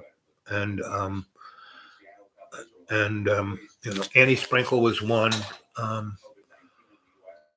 Let's see, this girl, Clara, and she was a psychologist and really a brilliant psychologist, right? And she had worked for the CIA. So I knew all these people who worked in intelligence, and I never signed on.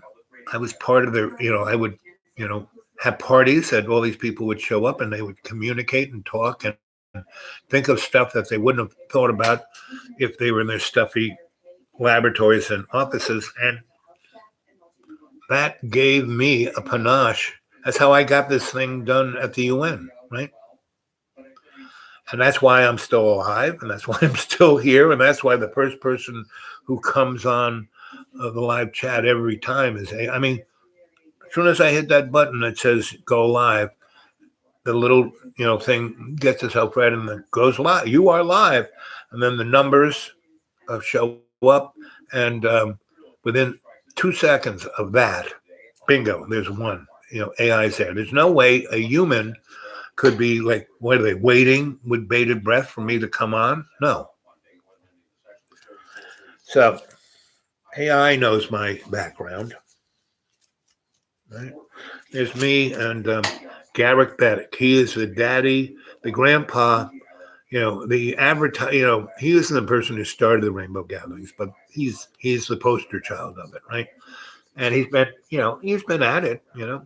Me, I'm just a visitor. But I've known him since high school. We've been tight buddies for a long time. And that's the thing that, these are friends I've had for 50 years. I talk to them. When have a phone, I have more than 2 bars, I give them a call, say how they're doing. And, if I had money, I could go to wherever they are and be with them, right? So this was the 6th Street Garden. This is like we took over a bunch of buildings Lower East Side. This is when they had nothing. Like Lower East Side was like, forget about it. And so we had a garden and we built a stage because David was a bard. So he took a Gaelic myth and he wrote a play, right? He and I wrote a play. But, he wrote it down. It was just him and me. I was telling him, I was being a griot, telling him Irish stories, from living in Ireland. And he would, he wrote this out of that. And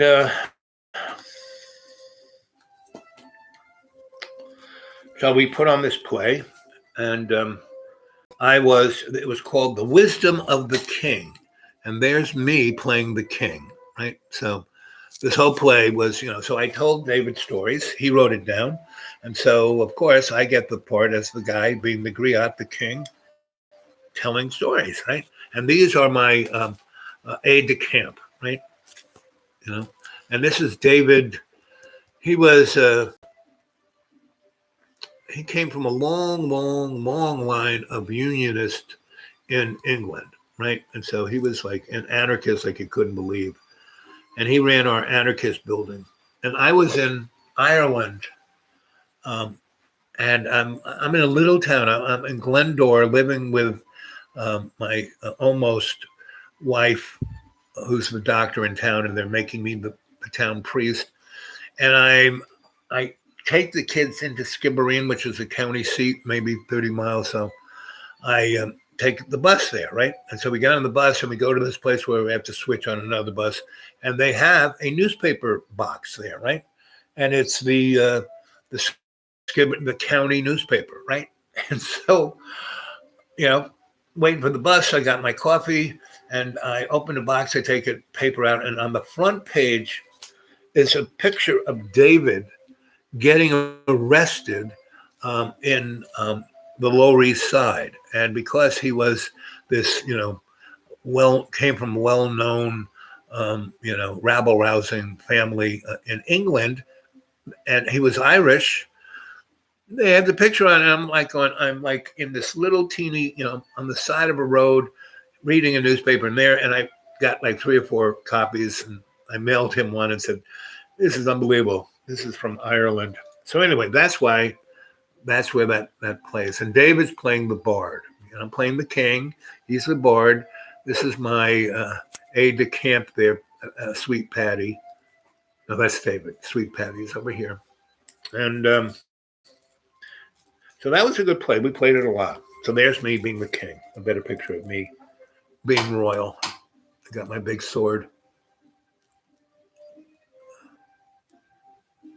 I was starting to become a big boy then. Because I was doing these really fancy restaurants, and part of my pay was, hey, come in here and eat anytime you want. Bring some friends. So this is when we're starting to build fancy restaurants in Tribeca and fancy like the Odeon. Odeon used to be known as Towers, and Artie and Joan were like my surrogate parents, right? And their parents um, had these like Jewish deli cafeterias, like for the workers, right? And this was, right off of Chambers Street and, um, you know, Duane and the Bell interchanges were all there. So, and the Wall Street Journal. So all the phone lines came through that little neighborhood. And that's why they built the Long Lines place off, off of what street? I forget. It's a couple streets north of Duane. And so there's more of our play. So the Odeon was a really fancy, schmancy place, and we had one of our zombie nightclubs, and it was called the Raccoon Lounge. It was on off of Water Street near Chambers, and it was, it had been a bar slash workers cafe, and whoever owned it just walked away from it like in the 60s. And no one had been in there since then. And I kept an eye on it. I was living off of Duane Park in a refrigerator of Hotel Bar and Butter. I kind of fixed all of their refrigerators. They had these mammoth refrigerators that were like 2,000 square foot refrigerators. And they insulated the walls with cork because these refrigerators were from the 1920s. And the refrigeration they used was ammonia, which is pretty nasty, deadly stuff. And they couldn't find anybody to fix that stuff, to maintain it. And the only one who did was Grandpa Stahl. And so when I was 10 years old, we were, I was learning how to, use ammonia as a refrigerant. And it's super deadly. It's like, they used that in World War One as, the poison gas, right? So you had to really be careful or you'd kill yourself and probably half the neighborhood. So, and for them to replace all of their refrigeration at that time would cost them a lot of money. So as long as I could keep it up, so he let me have one of his refrigerators, and I was studying Cabal, and I was also studying, Wilhelm Reich's work of orgone energy, and I was part of the Theosophical Society and was studying Steiner's work, and I was studying it with people who were the number one, adepts of Madame Blavatsky and Steiner and all of those folks, and so I was getting it firsthand, and I had this, big loft that had 4-foot thick cork walls, and I put a Faraday cage around the whole thing. So it was amazingly, there was no energy that was bothering you. So when you meditated in there was no disruptions, no noise, no smell, no vibration, no electromagnetics. And so that's what I was doing down there. And let's see. So here's chemtrails, right? Here's chemtrails from the 1970s, late 70s, early 80s, right? So they've been doing this to our sky since the night. This is when I lived in Long Island, when I lived in Sayville and Moriches, that's the name. So I had 4 or 5 houses in East Moriches and South Moriches. And South Moriches was a farm I bought, and it was just, meaning the edge of my property, there was the Hamptons, right? And the road that went along the beach of the Hamptons came right along my property line there. So all I had to do is make a road from that road in there and build big fancy houses. And what I did was I was, see, Eastern Long Island is more like New England than New York because just a little boat ride from, Montauk to, Rhode Island and Massachusetts. I mean, it's only like 4 miles, 6 miles, 10 miles. And so the folks out there, when I was out there in the late 70s, early 80s, they all had New England accents. And on these farms that were starting to like, the people who owned them were getting old and not farming, but that's where all the vegetables, they used to have more potatoes from that part of Long Island than from Idaho, right? And so, but it was like there was the oil embargo, there was the crash, a number of economic crashes that really hurt farms, and nobody wanted this real estate. And so anyway, so there were these buildings, old farms, old log houses that were made in pre-revolutionary time, and there was a firebug. And I had a girlfriend who was captain of the volunteer fire department at Moriches, right? And so she was an architect too, and she really didn't like this person who was burning all. She didn't know who it was. And at that time, I was getting involved in the no nukes scene of the Shoreham power plant there. So I got to know the Nassau County and Suffolk County police. So I got them to, put pressure on whoever it was. And that was enough. They never quite found him at that point, but it made it tight for him to do it. So what we did was we went and bought those buildings from those old people who weren't using them anymore, and we took them down. And I had a friend who, again, he was a fireman from New York. That's how I met her.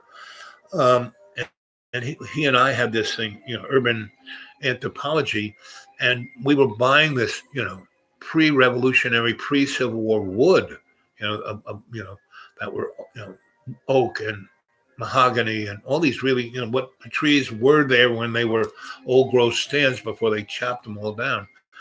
And so we were taking that, milling it, right? And so I built and I took houses that were on these farms and I dragged them to my property and plopped them there. And so they were like ancient things, but we put them on a real foundation instead of stones. And, the inside walls were all opened up. And so we put in, new plumbing and new electrics, and we put HVAC and new heating and put real roofs on them, but kept the building in sense because, the beams were like that thick, And I had pictures of all of that. And so I started doing that, and I had a real estate business with my dad. And we in the first 2 years, we took 12 buildings and we had a rent roll of $42,000 a month. And my father had no idea what the fuck I was doing, but I could sign the checks too. We were partners, right? I could sign the checks. And I was building this empire. And at a certain point, he got so upset that he had no idea. And I was doing all this. I was, going into New York and doing the abandoned building thing, and I was still doing my art thing, and I was doing the TV thing, and I had a radio show at CW Post College, and I was teaching, and I was involved in the war, anti-nuclear war movement and the Stop the Shoreham campaign. And my father couldn't get behind. You need to be at work 9 to 5. And I said, Dad, what's your problem? It's all good. It's like, look at the rent roll, $42,000 a month. You never made that kind of money. And that pissed him off too, that we were making more money than his business that he and my father, my brother, and my sisters made, right?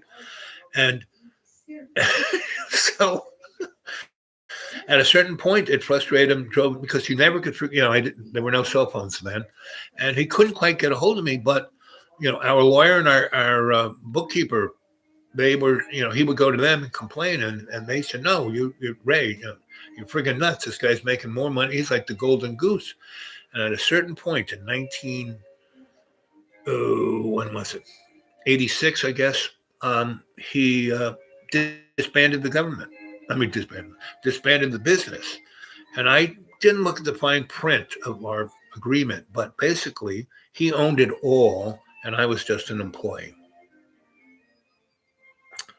And so when I got a call from the lawyer, hey, you got to come down to the office. Your father, I don't know what he wants, but we're going to have a meeting. So I went down there, and the bookkeeper was there, and my father was there, and the lawyer was there. And my father said, I'm disbanding the business. I'm going to cash all the chips in and sell all the stuff. And it was right in '86 when the saving loans thing happened. So real estate really was dirt poor. And so the lawyer and the bookkeeper were going like, no, you don't understand. He's really doing you. No, Ray, you're making a big mistake here. And it's really not fair to your son. You're like screwing your son in the worst of ways. And I don't care. I'm doing what I want to do. It's my business, And these two were some of his oldest friends. When they saw him do this, they said, Ray, if you do this, you're not our friend anymore. And we're not, the lawyer said, I've been your lawyer for 40 years, you're out the door. Same thing with his bookkeeper, out the door. And so he did it anyway, because, it's my business. I do what I want. No, that was my dad, I do what I want without really any regard to the welfare of, his son. Right. But little, I knew this was happening. So I knew it'd be okay. And that's one reason why I was doing all these other things, was that I knew, and pretty much I do that. I have lots of things going. So if one thing fails, this other stuff is still going pretty good. So I just, I had a building in New York City. I just kind of got in my truck and drove there and didn't see my parents for 6 years until, my brother and sisters had war with my parents and just, tried to push them out. Right. So, so it was fine. I had nothing to do with them. Right. And I did my own thing. I made my own money because he was just paying me $500 a week, which was okay. But I was still doing electric work in New York, where I was making like $6,000 a week, because I had employees in New York. I had started, I had my license there, and I had all these women who did a great job. And the fact that I trained them and then turned the whole business over to them, and then had all these other electricians, big time electricians, using them to do other jobs where they were making some serious money, and they had kids and families, and I just kind of strolled right in there, and they were keeping money for me. They had like, I got 20% of every month, and they just put it in a investment thing for me. So, when my dad threw me out, I had money in the bank, and I had a really nice abandoned building to go live in, So I had nothing to do with my family for 6 years. And I would have if my grandma was still alive, but I just, did other stuff. Didn't call them, and they would call me, and they, I had, a number and a beeper, right? And so they could leave me a little text, and I would just, isn't that nice to call? Where are you? Why don't you come for dinner? But they're out there in the middle of nowhere, 50 miles from me, and they want me to come to dinner. It's like, really? Okay, good luck with that. So let's see. This was Ithaca, New York. So I left New York and went to Ithaca because I had a friend of mine. She was a scholar there at Cornell, and her department was the hiring of people to facilitate. So Cornell is a pretty amazing school. They do a lot of research. You go to any national laboratory in America, and they all have a Cornell Avenue or Boulevard, and they have their own cyclotron. I mean, they were really instrumental in the atomic bomb, the Manhattan Project, and their DARPA is like big time in that school. Right? So her job was to facilitate getting grad students to work for these projects that were sprinkled through Cornell, right? And they were sprinkled through, that school had amazing departments, not just it's an engineering school, but they had a anthropology department, psychology department, art department. Their little museum had, the best, collection of art like in America. It's pretty amazing. Anyway, it's getting dark and it's getting somewhat late, and I've been talking now for 2 hours. So tomorrow I will continue the story from this book here. I won't be able to see too well, but after I'll probably get back here by 2ish. Let's see.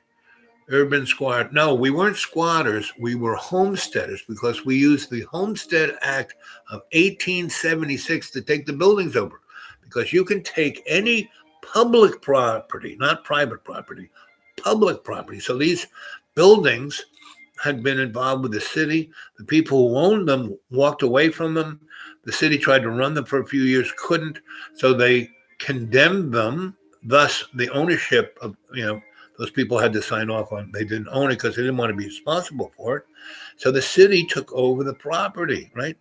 So we used the Homestead Act of 1876 and took the properties legally.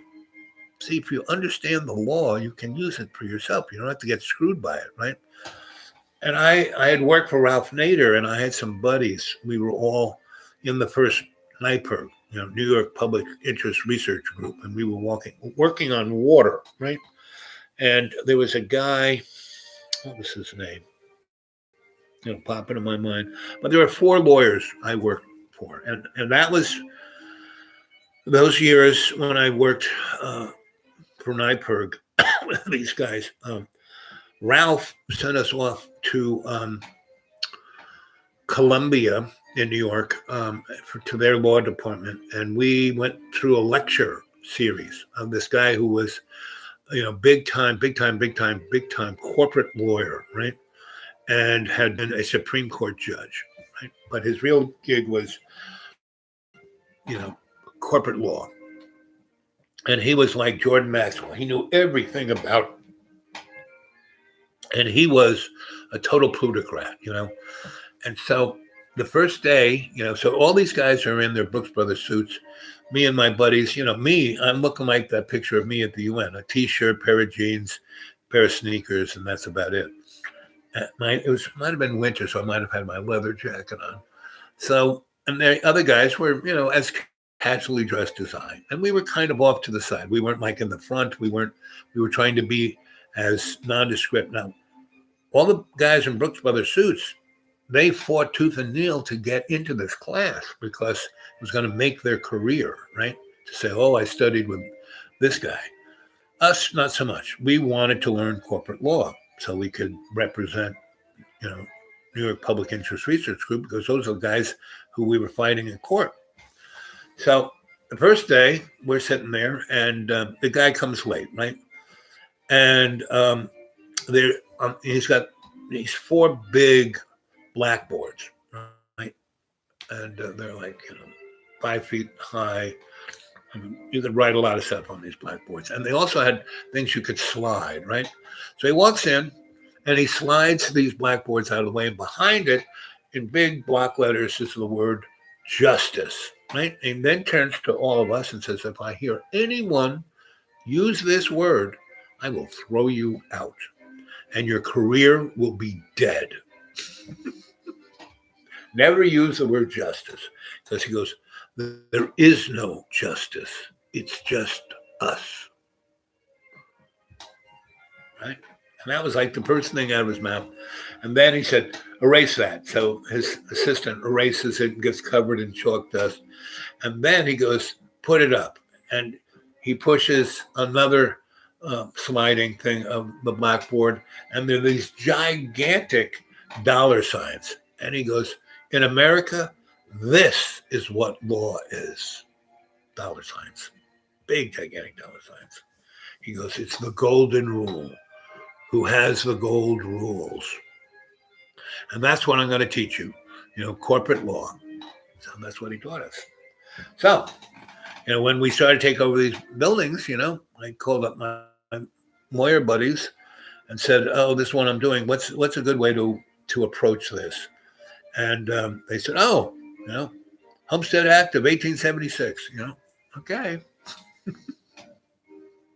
And that was right, 100 years after the revolution, and white rich people were taking everything away from the indigenous people and the poor folk, right? So, that's what the railroad used to, take these swaths of right of ways of whole, big stands of trees. The railway needed maybe 20 feet, but they would take hundreds, thousands of acres of old growth forest, to make ties and all the other stuff they needed to make out of wood. So that's what we used. So we weren't squatters, we were homesteaders. So the city could never throw us out. And we had really good legal representation. And, we would win in court every time. And that's why, and I put in legal electricity, and all these people had an electric bill. And so when the marshal came to serve them to get out, they would just wave their electric bill in front of them, and the marshal would have to turn around and leave. So that's why the,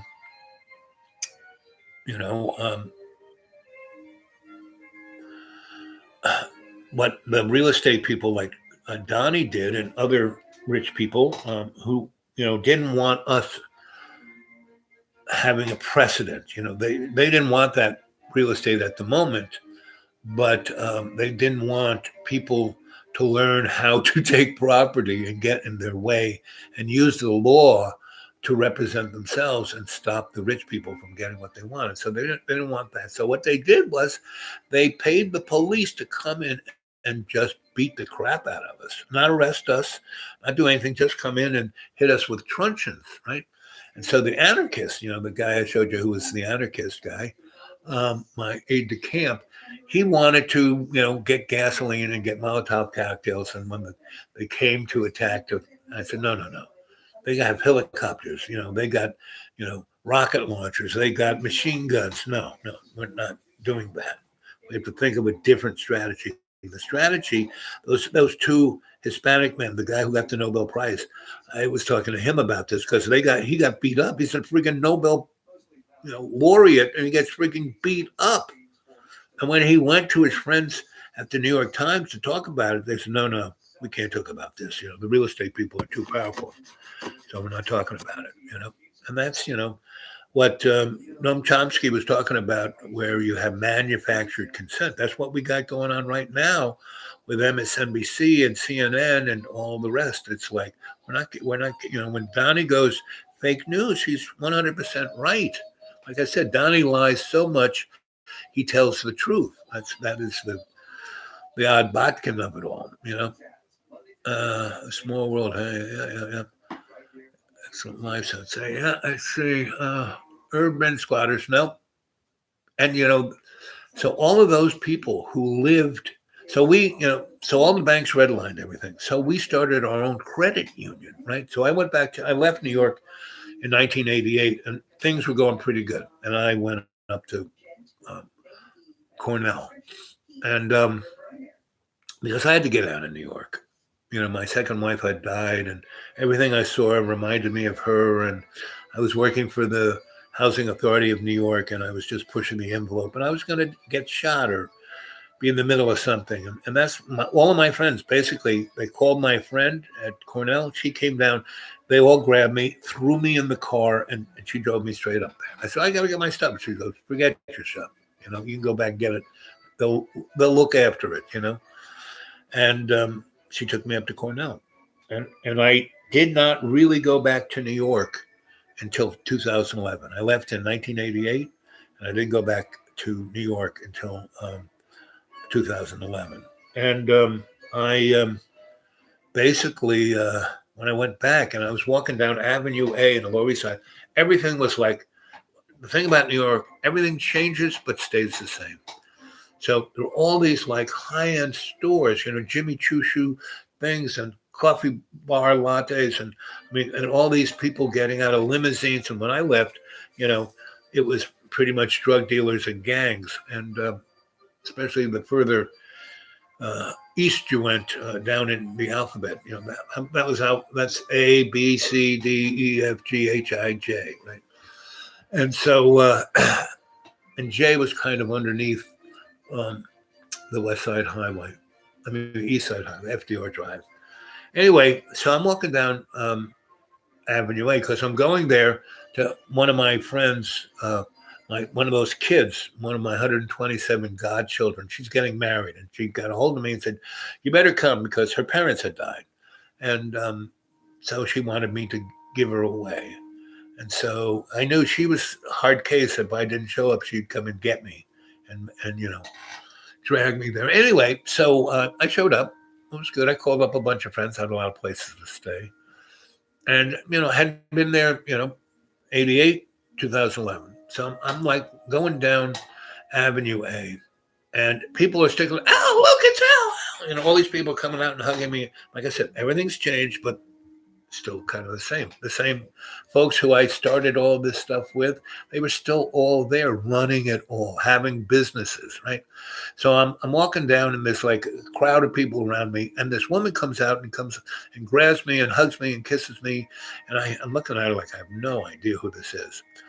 And this woman, she, me, Marissa, David, a few other people, we started our own credit union because there were no banks there, right? We had 500 families, and we were getting them work, and they couldn't get a bank account, so we started a credit union, right?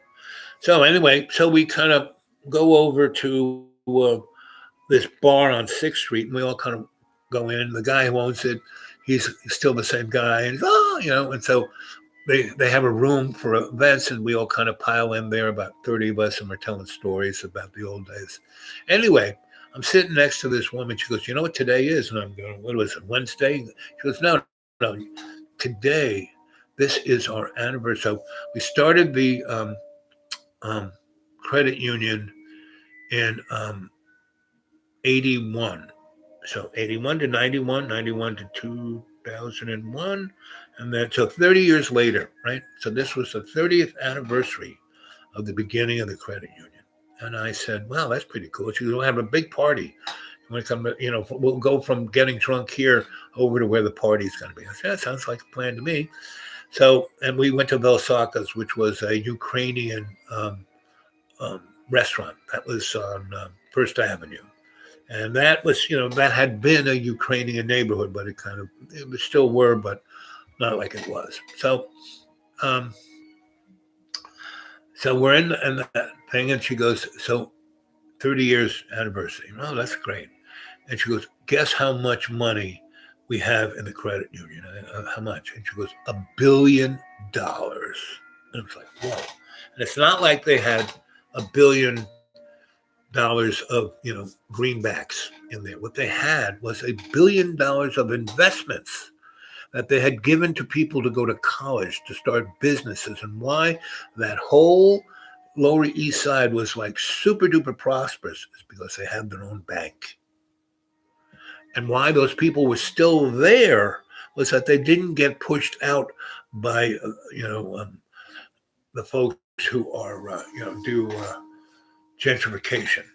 They let it get gentrified, but they made the money at it, not people like Donnie Chump, And so that's what we can do now. I showed you those pictures and told you these stories because these are all things that common people that did uncommon things, right? And had uncommon friendships. And those people, I still talk to them on the phone. "When are you coming back? You can stay into my place." I mean, I don't even have the money to put gas in my car to get there. So if any of you come and visit, one of the things, and we're not having a plague at the time, we will, because I have a real strong sense that we're not going to have a presidential election. We're going to have martial law, right? And I just hope it doesn't happen tomorrow. I want to get back to the deep green where I can be safe. I wouldn't want to get stuck here because I have no real place. I have friends to stay at, but I can't depend on that. It's much better to be out in the deep green. And I set myself up for this. I got the deep green, and then I set it up in a way that I don't own it anymore.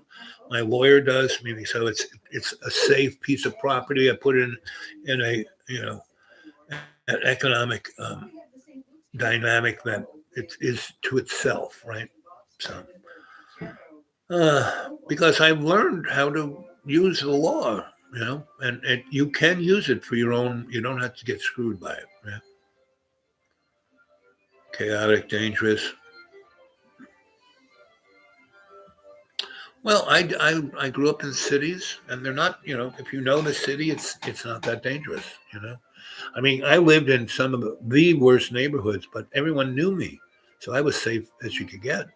When I lived in Williamsburg, Brooklyn, I went there when the Hasidim were still there, and they had all the factories there, and then they burnt all the factories down to buy diamonds and finance semiconductors in Israel, and that's why they have their own. So all of those Hasidim I knew in Williamsburg, are now billionaires in Israel, and they financed their own MIT. I mean, their high tech scene is as good as They're software people. They're and they're just a little country of 6 million people. And yet they have the fifth largest air force in the world. The third best intelligence arm of the world. Uh, at university in September, so I will be around next summer. This coming summer, right? Or maybe even winter. Yep. Well, it's cold there. I'd love to visit for a few months. Yep. So if you can come this summer, this summer is the summer. God knows what it's going to be like. Meaning, April 1st, it'll be pretty obvious which way this disruption is going to go. The financial disruption and the, novel CV-19 is going to go. And it won't be there totally, but it'll show which way it's going to go, right? So this is a summer to come here. If you can get here by, May, this would be a good time to be here. We could do something interesting. We could, because you look at history, all through history, when really weird ass, plagues and wars and downturns and dark ages, things of that nature occurred.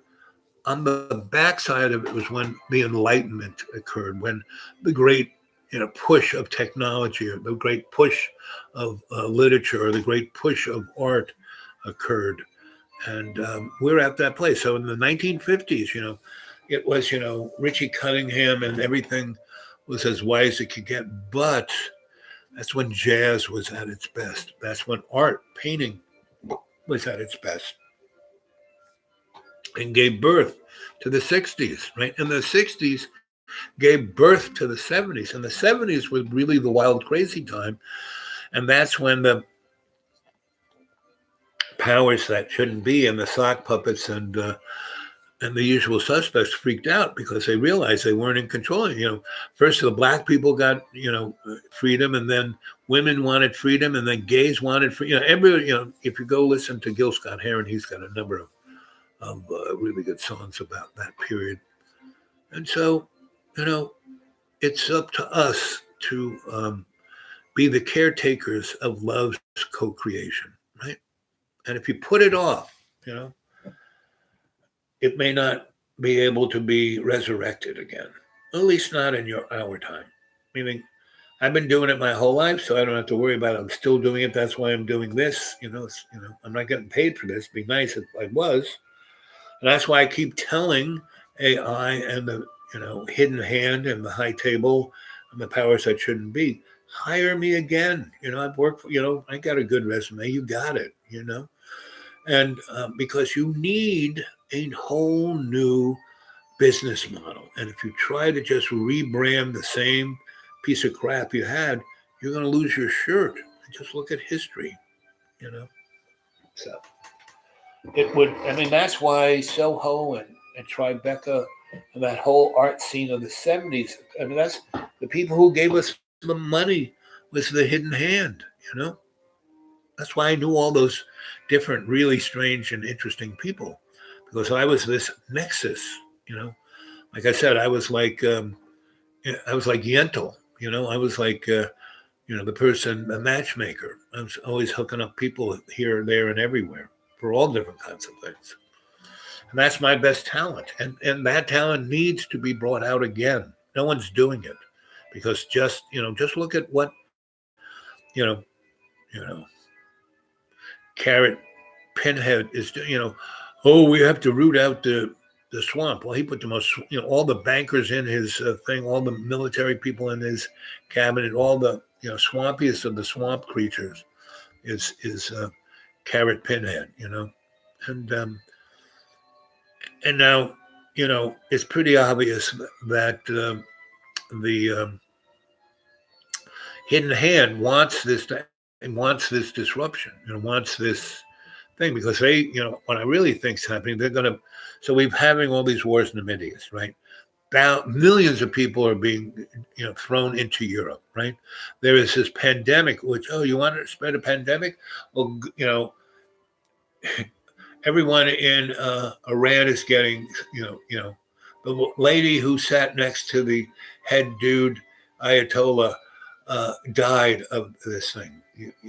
She spent a whole 6 hours next to him, coughing on him. So, all of the people in their top scene is exposed, and so that's going to, and they're all over the place. They're giving aid and abandonment to all of these different militant groups. And so they're going to be sick and they're going to be coughing on everybody in all those countries, in Iraq and Saudi Arabia and Syria and, all the others, right? Liberia, no. Well, and what's really interesting? The one group that seems to be genetically not predisposed to getting this is Black people. So here, all of these white nationalists, we have to save America for the white people. Well, they're all going to die. Wow. And, all of the real creepiest of the creeps went to that CPAC thing, and there are 4 or 5 people there who got it bad and pretty much coughed on everyone at that thing. And there are senators who went to this, who are like they're hiding away. And wait till Carrot Head gets it, and Mikey Boy, because he was there too. That should be very interesting. So that's my sense where all of this is going, total chaos, right? I would suggest everyone go read Stephen King's novel, The Stand. If you want to know what's coming down the pike, go read that, right? And basically, after like 3/4 or 90% of the human race dies, 10% genetically were not predisposed to getting the virus. So they survive, right? And out of that 10%, 5% is like representing the devil, and the other 5% is representing love's co-creation, and they have the bottom line throwdown, right? So that's kind of where we're heading for, unless, that's why I keep saying, oh, this is the window of opportunity, because I keep saying, okay, let's take, the band on the road. Now, we should have been doing this last summer, but that's why I keep doing, I've got the band on the road over the internet.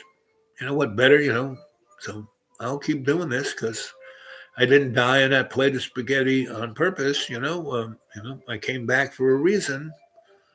Urban squatters. No, urban, we were homesteaders, right? So what else do we have? Cities are chaotic, but they're not. They're really, so I was living in probably one of the worst, most dangerous, crazy neighborhoods in New York City in the early 80s, right? Crack and crime and insanity was off the charts, right? And I had, so my friend Frank, who, had Puffies, so Google Puffies, right? And that was a bar for artists, and it was right on Hudson Street, not Duane, but the next one up from Duane, north of Duane, and on Hudson. Really a great little workers' bar that became a really great artist bar. So that's where all the, you know, you wanted to meet the great artists of the 1980s. They were all there. They were all living in Tribeca before it was called Tribeca, right? Triangle below Canal Street. That's what Tribeca is. And Soho is south of Houston and, and Canal. So anyway, down in the basement was this old speakeasy, right? And that's where all of the Mercs hung out. That was their clubhouse, right? And so I got to know those guys really well. And one day, Frank said to me, because I was living right there, I kind of came around there, and he lived upstairs. And so he bought this building. You know, ground floor was his beautiful bar. Upstairs was his loft, really beautiful, great windows, looked out to the Hudson, and down in the basement was this really nice 1920s speakeasy with mahogany and secret doors, and really nice place. And really good pool tables. I used to play. I haven't played pool in 40 years, but back in the day, I was a pretty good pool player. Anyway, so Frank, I'm walking through the alley and I cut by him and I, oh, Al, come on in here for a cup of coffee. I say, sure, okay. And he cooks me up a couple of eggs and I know he's buttering me up for something. And he's, got some of, Finelli's rolls and, he's making me an egg cheese sandwich with that cream clot butter. And anyway, so he goes, listen, I have a friend. Do you need anybody for your business? You need any electricians? And I said, well, I can always use somebody who knows what they're doing. He said, well, I have this friend, Carl. And he was, a Merc, and he was in the Marines, and he was, he worked for everybody, right? And he did sensors, right? And so he would go into wherever we were having war at the time. So he was in Cambodia, he was in Thailand, he was in Vietnam, spending most of his time in northern Vietnam. And he would squiggle around and he would leave these sensors. So when the Viet Cong were coming down the Ho Chi Minh Trail, they would trip the sensors and there would be B-52s, orbiting up there. And they would get the signal and they would bomb it like within 5 minutes and, kill. And that's how they were.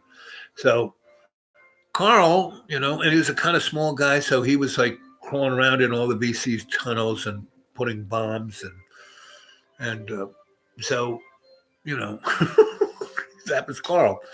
So anyway, my friend Frank said, Carl needs a job. He really does. He really, he's a little squirrely from his experiences of the last 15 years, and so he's can't really fit in with average people. And I thought maybe, he could fit in with you. And I said, okay, not a problem. Yep. So, he, goes over to his phone, calls him up and says, Carl, come on down. So Carl was upstairs in the apartment. And so he comes down and they interview. Carl, he's got work boots, jeans, lumberjack shirt. And, he's got his little bag of tools. And I look in there, okay. Ask him a few electrical questions. Okay. So I take him over. We are working on at the time I was doing a lot of little microwaves. All these banks, starting to have computers and they didn't trust the landline. So they would have discrete microwaves from this building to down the street. And then, so Lower Manhattan was like one gigantic microwave oven. And if you didn't put the antenna exactly where it's supposed to go, you would get a flare. And so the because all those buildings, were glass and steel and, just a little bit off and so some guy in an office building over there would get microwave in this thing and it'd go blind in a month, right? So my job wasn't to install these things, but to go around with an energy meter and, little CB radios and put one person up that one end and calculate and make sure that microwave was doing that. And so I had a lot of clientele, right, to do that. And there were other little telecommunication things. So this was right up his thing, right? He was an NSA guy too. So he was like godsend. I mean, Frank had no idea I was doing this, but Carl was like, good man, I found a guy who really knows about this stuff. And so he grabbed one of my other employees, and that's all they did. Stayed down Lower Manhattan, kept, I called it training the antenna. And we would get, 1,500 bucks a week from this bank and 1,500 bucks a week from that bank to guarantee that this was solid and doing what it was supposed to do. So Frank was really good at documenting all that stuff and better than me. I just kind of, oh yeah, it's fine. So the other thing we found out about was from the Battery all the way up to 96th Street, there was a whole thing of pneumatic tubes that banks sent, discreet and secret information. These little, when you go to the bank and you drive in and the little tube sucks it, across, into the building, and then they send it back. Well, they had all of these tubes all over New York. And that was another thing that we had a job to maintain, because the people who used to maintain for the banks were no longer there. And you had to have a negative vacuum. So you had to have a pump and a fan and a this and a that. And so we did that. And that was another very, not very hard. We just had to go around and check stuff out. And we had keys. You can't believe how much crazy shit is underground in New York City. So we had keys to go fool around in most of that. So we had some pretty interesting times down there, because of the mole people down there. Probably 100 or 200,000 people who live underground, right? Because they don't want to deal with the people above ground. And there is a book by a Black author called The Invisible Man. I forget the guy's name, but a brilliant piece of literature, and a really brilliant Black. He should have gotten the Nobel. He should have gotten every prize there was, but because he was Black and gay, not so much. What's his name? Anyway, so Frank's really fitting in. The girls really like him. He's really sweet. He meets a Vietnamese woman. He marries her. He buys, because I'm giving him a paycheck, and my business actually is like, a real business and has taxes and all the above. His credit actually was pretty good, between what he did for the government and what he was doing with me. And so he could get a mortgage, and he got one through the, VA, and he bought himself a nice little house in Brooklyn by the water, by, where the amusement park is. And so there was a little clot of Vietnamese people there, and the Russians were there, and a few other cultural groups. And it was at the end of the J train. And so or you could go all the way back in town, get on the F, and take the express if you wanted to. But, I would just take the J. If I was in town, take the F. If I was in Brooklyn, I take the J, and just sit back and read a book. So anyway, when he, got married, I went to his wedding. When he bought his house, he had a big party for all his military, spook friends. And, now I kind of met a lot of them at Frank's, club. But the fact that I gave Carl a job and treated him, didn't give him a hard time, those guys thought I was like the best human being there was. They really didn't like. That's why they could easily kill anybody, right? So anyway, I used to go because these guys had the best party treats around. And Carl's wife made bitchin' Thai food, just amazing. Because right in their neighborhood, there was a beautiful little, Jewish, Russian, Vietnamese markets that could get anything you wanted to make anything you wanted. And so turned out great. So 2 or 3 times a month, Carl would have a Saturday or a Friday or whatever day, a dinner party, especially in the summer, because he had a really nice backyard looking out to the ocean. It was kind of up this little hill in his backyard. There were, buildings down below him, and then there was the beach. It was like near Brighton Beach, and he had a really nice little house.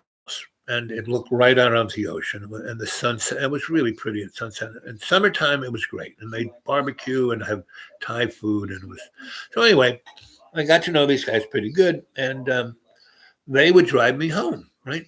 And I was living at the time in really the most amazingly bad. I mean, just drug dealers. They used to turn the lights. If you had an Allen wrench, you could open the bottom of a light, street light, and they have fuses in there. You loosen the fuse, the light goes out, and they would basically turn the lights out in the streets and turn it into a open air drug market, and the cops wouldn't go down there because they couldn't see people, and if the cop car went down there, they would just take pot shots on them. And these buildings were all abandoned and burnt out, and you could just zip into the basements and run into other buildings, and they had, smashed, doors between buildings. So the cops didn't go on those streets that, down in Avenue Z.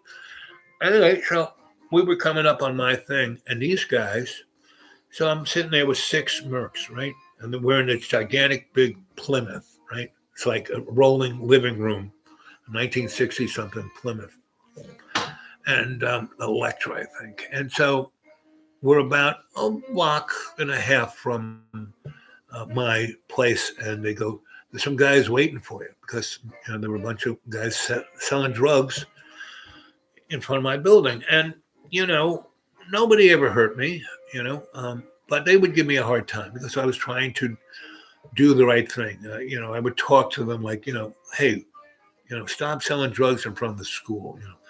What if your sister or your daughter was going to school? I would talk to them like that. So they didn't hurt me, but they would try to intimidate me, right? So we going really slow, and they stop, and they get out, and I'm still sitting in the thing, and I'm still, smoking, because these guys, they did whatever they want. They were like mobsters, No cops were going to stop these guys. And anyway, so they they get out, and I'm sitting in the seat with my legs dangling out the door and smoking. And, they open up the trunk, and I hear, the sound of guns being loaded and put together. And so I kind of get out and look, and their trunk of their car is filled with AKs and these Dutch and Switch super duper assault rifles, and just the weapons of war, and grenade launchers, RPGs. And so these guys get out, right? And I just kind of see them, and this one guy has an RPG, like rocket propelled grenade, right? And so now they've taken me home, and so they're going up and down this road, and so there's this one building that's so burnt out, no one's living in, right? And it was so badly burnt that the buildings next to it were compromised to the point that no one's living in them. So, but they're about 4 buildings down from my front door. So these guys, they kind of lean up against the opposite, this building, it's a block and a half down, but on the other side, and they light these guys up. And, and they take the silencers off. So they're making a lot of noise. It's like, and they throw up about 1,100 rounds of bullets at these guys. And these guys are just standing out in front of the building, and they draw a picture around them, like chunks of the building are flying off. If they would miss, they'd probably get their head blown off, but no one dies. And the last thing that gets shot is an RPG at that building that was, no one was in, and that there was nobody on either side. And the RPG blows off a corner of the building, and the fire escape of the building next door collapses into the building, and that was a crack house. So there were crackheads in there, not living there, but just, cracking up. And, and those guys scattered like cockroaches, right? So we pulled up, and I said, "So guys, a couple of you come with me with the guns." So we walked down 13th Street, and I just kind of leaned over and I said, "See," and all the little doors were off of all of these streetlights, and the little, you know, pigtail with the fuse in it is hanging out. And I say, "See, just do this," and the light goes, it lights up, and so a couple of guys go this way with their automatic rifles, and they light up the street. And they're walking around with their automatic weapons, talking to me. They get in their Plymouth and drive away. And from that point on, that whole neck of my neighborhood, I mean, not just my street, but 2 streets on either end and 4 streets, from First Avenue to Avenue D, from, 16th Street to 9th Street. No drug dealers, no, and they weren't in any of the abandoned buildings, no crime, no nothing. And about a week later, the captain of the police department is at this coffee shop, right? His police car's there and his driver's there. And he goes, "Oh, good, you're here. I was looking for you." I said, "You're looking for me? Why?" He goes, "So what, do you have your own army?" And I said, "What do you mean?" He goes, "What do you mean, what do I mean? I mean, your street, it looks like Beirut. Because we counted, there's 1,100 bullet holes. And then the top of that building was blown off with an RPG. I said, "Really? Oh, news to me." And they said, No. People said that you had your own army, that you were walking down the street, turning the street lights on with guys with automatic weapons. I said, "Mustn't have been me." So that's how when you said, "Oh, cities are terrible." No, when you have your own army, it's not so bad, Cities are chaotic and dangerous. That's why I don't like cities, but they are full of life. Yep. And like I said, when you have your own army, it's not a problem. And when you know everybody and you're nice to everybody, that you never make enemies for anybody, and you always do nice things for everybody, and then you try to get the people who are warring together, and they actually, once they come together, they say, "Wow, if it wasn't for Al, half of us would be dead." So when you do stuff like that, and I was not like, it was just me doing what needed to be done, not being rich, not being famous, not being, the guy in the spotlight, but just, standing next to the guy in the spotlight, telling him, "Hey, you shouldn't say that. You should say this."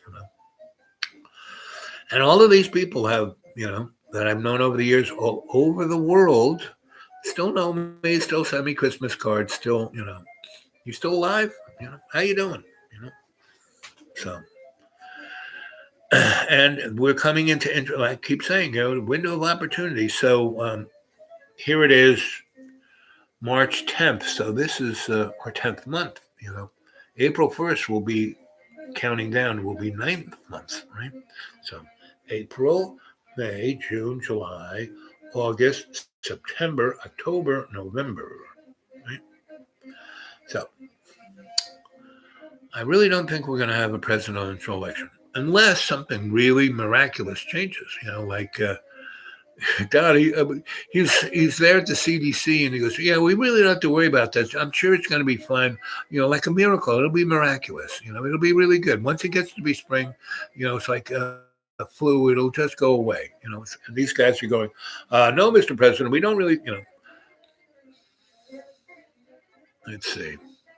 Did you ever know Chevelle Vargas?" I think I know who you're talking about. Who is Chevelle Vargas? I mean, that's almost like saying, in the Hispanic community, saying George Smith. Was he a New Yorker? Was he a New York artist? Was he a poet? Was he a union guy? Was he, a revolutionary? A Mexican Spanish singer, beautiful music. Okay. Didn't know him, but I heard of him, right? I'll let you tell me who he is. Yep. Much love. Thank you for today's wonderful stories. I gotta go. Be good. Yep. Be back tomorrow. I'll be let's say, operate on my eyes tomorrow, I won't be able to drive around or do anything. Just sit here. And so I'll probably start something at noonish. Anyway, hold on in the darkness. Let me turn a light on. So I don't kill myself. Oh.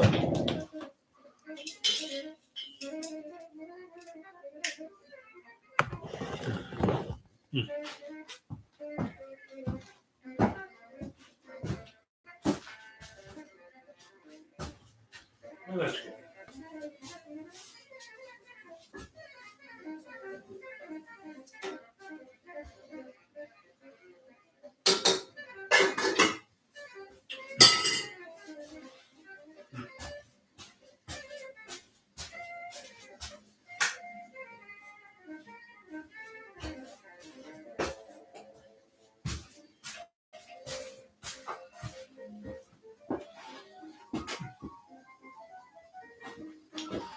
Ah.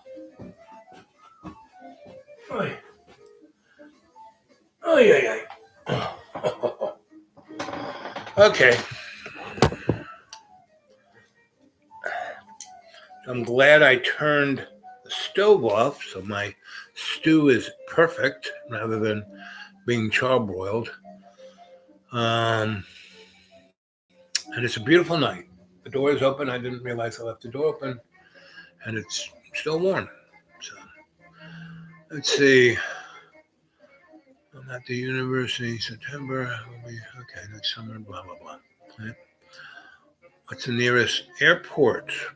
Nearest airport is Asheville Airport or Johnson City Airport. Those are the two closest airports.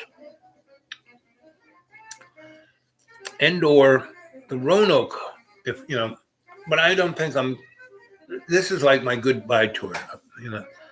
I've been here saying goodbye to everyone because the HMO that used to take care of me has been bought out by a big insurance company, and they are not taking people like me anymore. So they told me, oh, we can't take care of you anymore. So I have no real.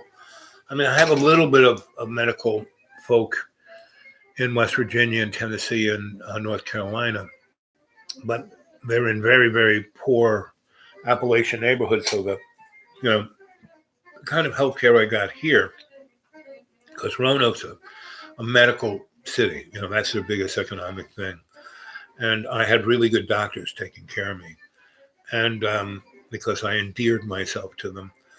But the folks in those three states that within 40 miles in any direction, I have medical assistance, but 40 miles, not real close. And it's so the medical care here in Roanoke is about B plus, A minus, right? Medical care there in Appalachia is C minus D. Now, I found two really good doctors, but still, the facility is not the same. So that's why I'm, focusing more on, fasting and prayer, because that's kind of what saved my life. And, if I fast some more and lose probably another 20, 30, 40 pounds, my blood sugar will probably mellow out. My other things that are wrong with me, I'll hit homeostasis. So that's where I'm at. So let's see. Boo, boo, boo.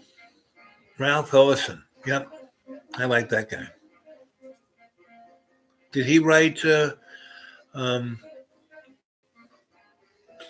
Invisible Man? I think he did. Yep.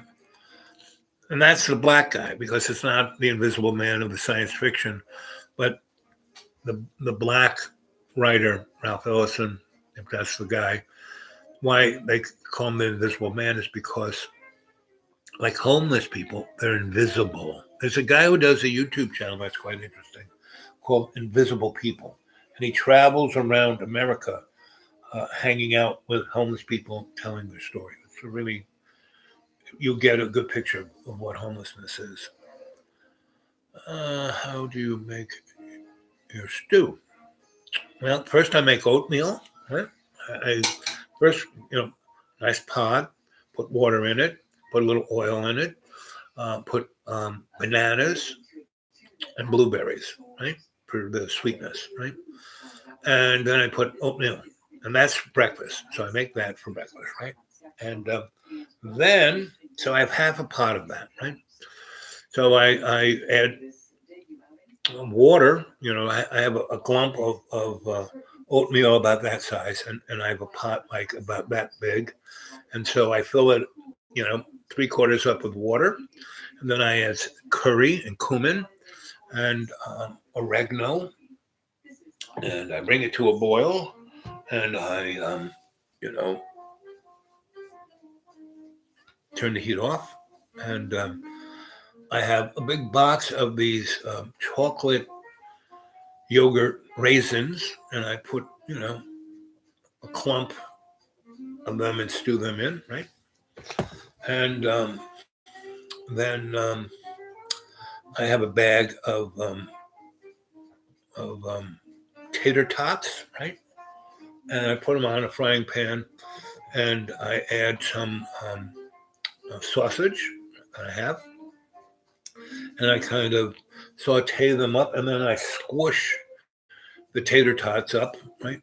And so now it's like home fries, and I add some onions to that, and again bring them to you know caramelizing, and then put a lid on it, turn it off, let it kind of right, and I crack 2 eggs into it, right, and that's my lunch, 2 eggs, and some of the tater tots and sausage, right. So there is you know another clot about that big of tater tots and sausage and a little bit of egg, and I throw that into the pot and I bring that up to a boil, right, and then turn that off, and then I go in the freezer and get a bag of spinach, right, and open up and I dump the spinach in, mix it all up, right, and turn the heat off and let it come down till it's warm, and that takes about an hour or so, and then I add a few more seasonings to my taste, and I again bring it up to a boil, and I drop um, 3 eggs in there, crack 3 eggs, and mix them up. So it's like egg drop soup. So that's the stew. Then I bring that up to a boil until it really does the egg drop thing in the spinach, and I turn it off. And I turned it off about 3 hours ago. So it's just perfect right now. So that's my stew.